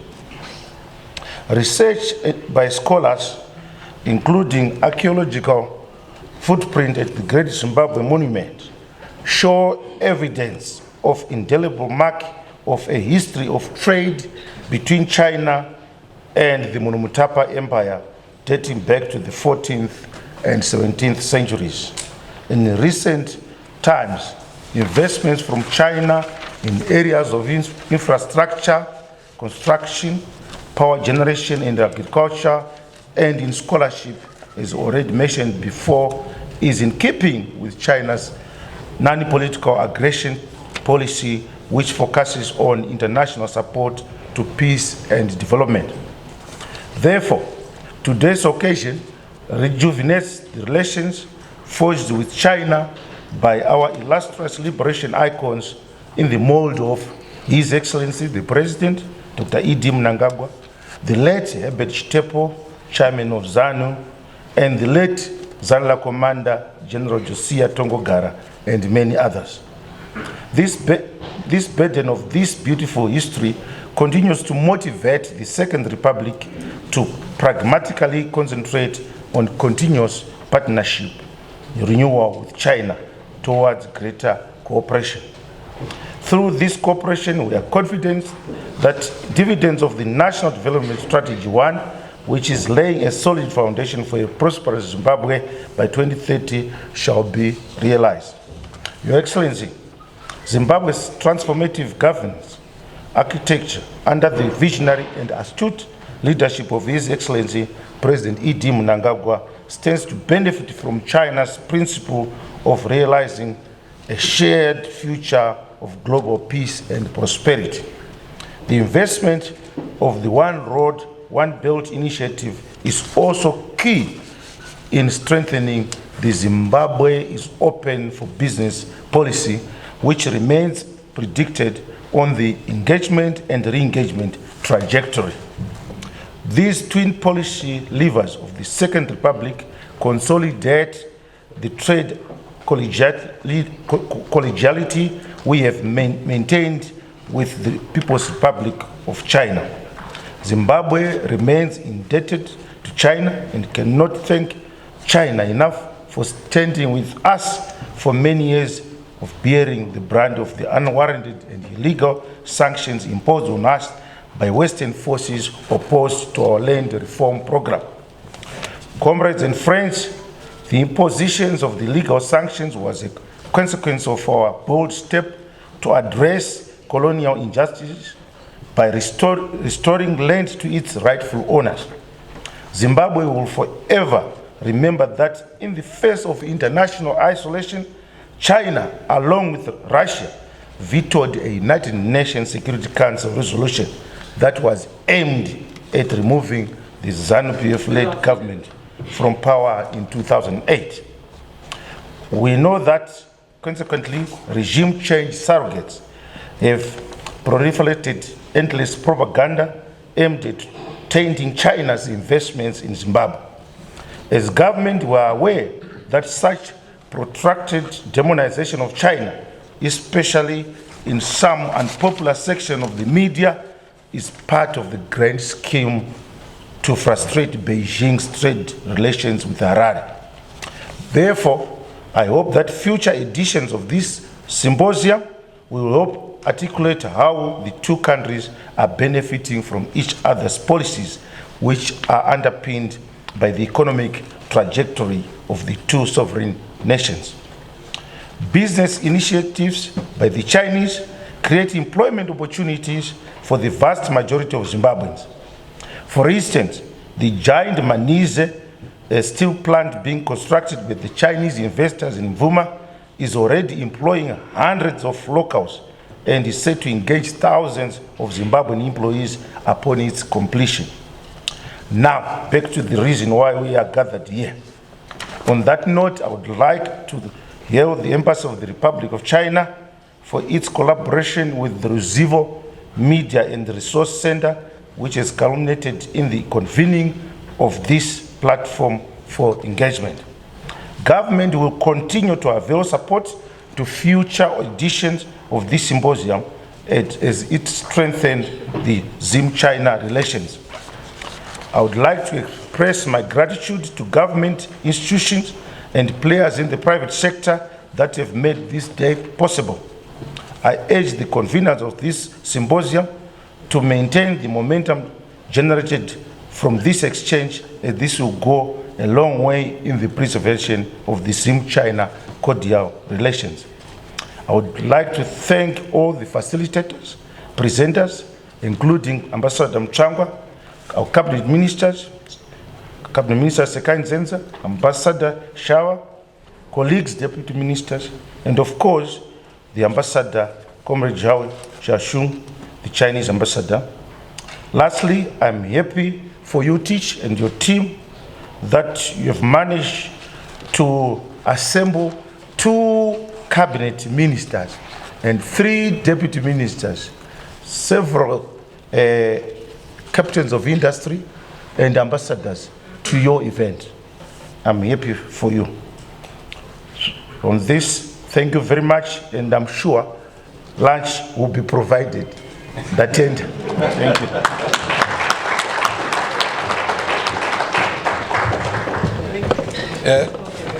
Indeed, Honorable Deputy Minister, as you are well aware, Hukama, a true friendship and relationship of such magnitude and depth can only be fully satisfied when we have broken bread together, as we are about to do very shortly. Before we get to that though, as I mentioned, there are some exhibition stands that we would like our VIPs to tour and take a look at. But again, before that, I'm sure members of the press, the paparazzi, may also want to capture this moment. If I could just ask our VIPs to come and get a photo opportunity to commemorate and mark this day, this historic day. Thereafter, I'll then invite them to please go and take a quick look at our exhibition stands and then take their lunch. While that is happening, if I could please call back onto the podium Paiman Shinyani, our entertainment. He'll be providing us entertainment while that tour is happening. Once the ministers and VIPs have served themselves at the buffet, I'll then ask the table to the front here to then go, and then we'll just do that systematically, row by row. So for now, if I could ask our VIPs to very quickly, I think someone can coordinate the group photo very quickly. This is JD, Chamber of Chinese Enterprises, will lead our VIPs and take them through the tour. Thank you very much.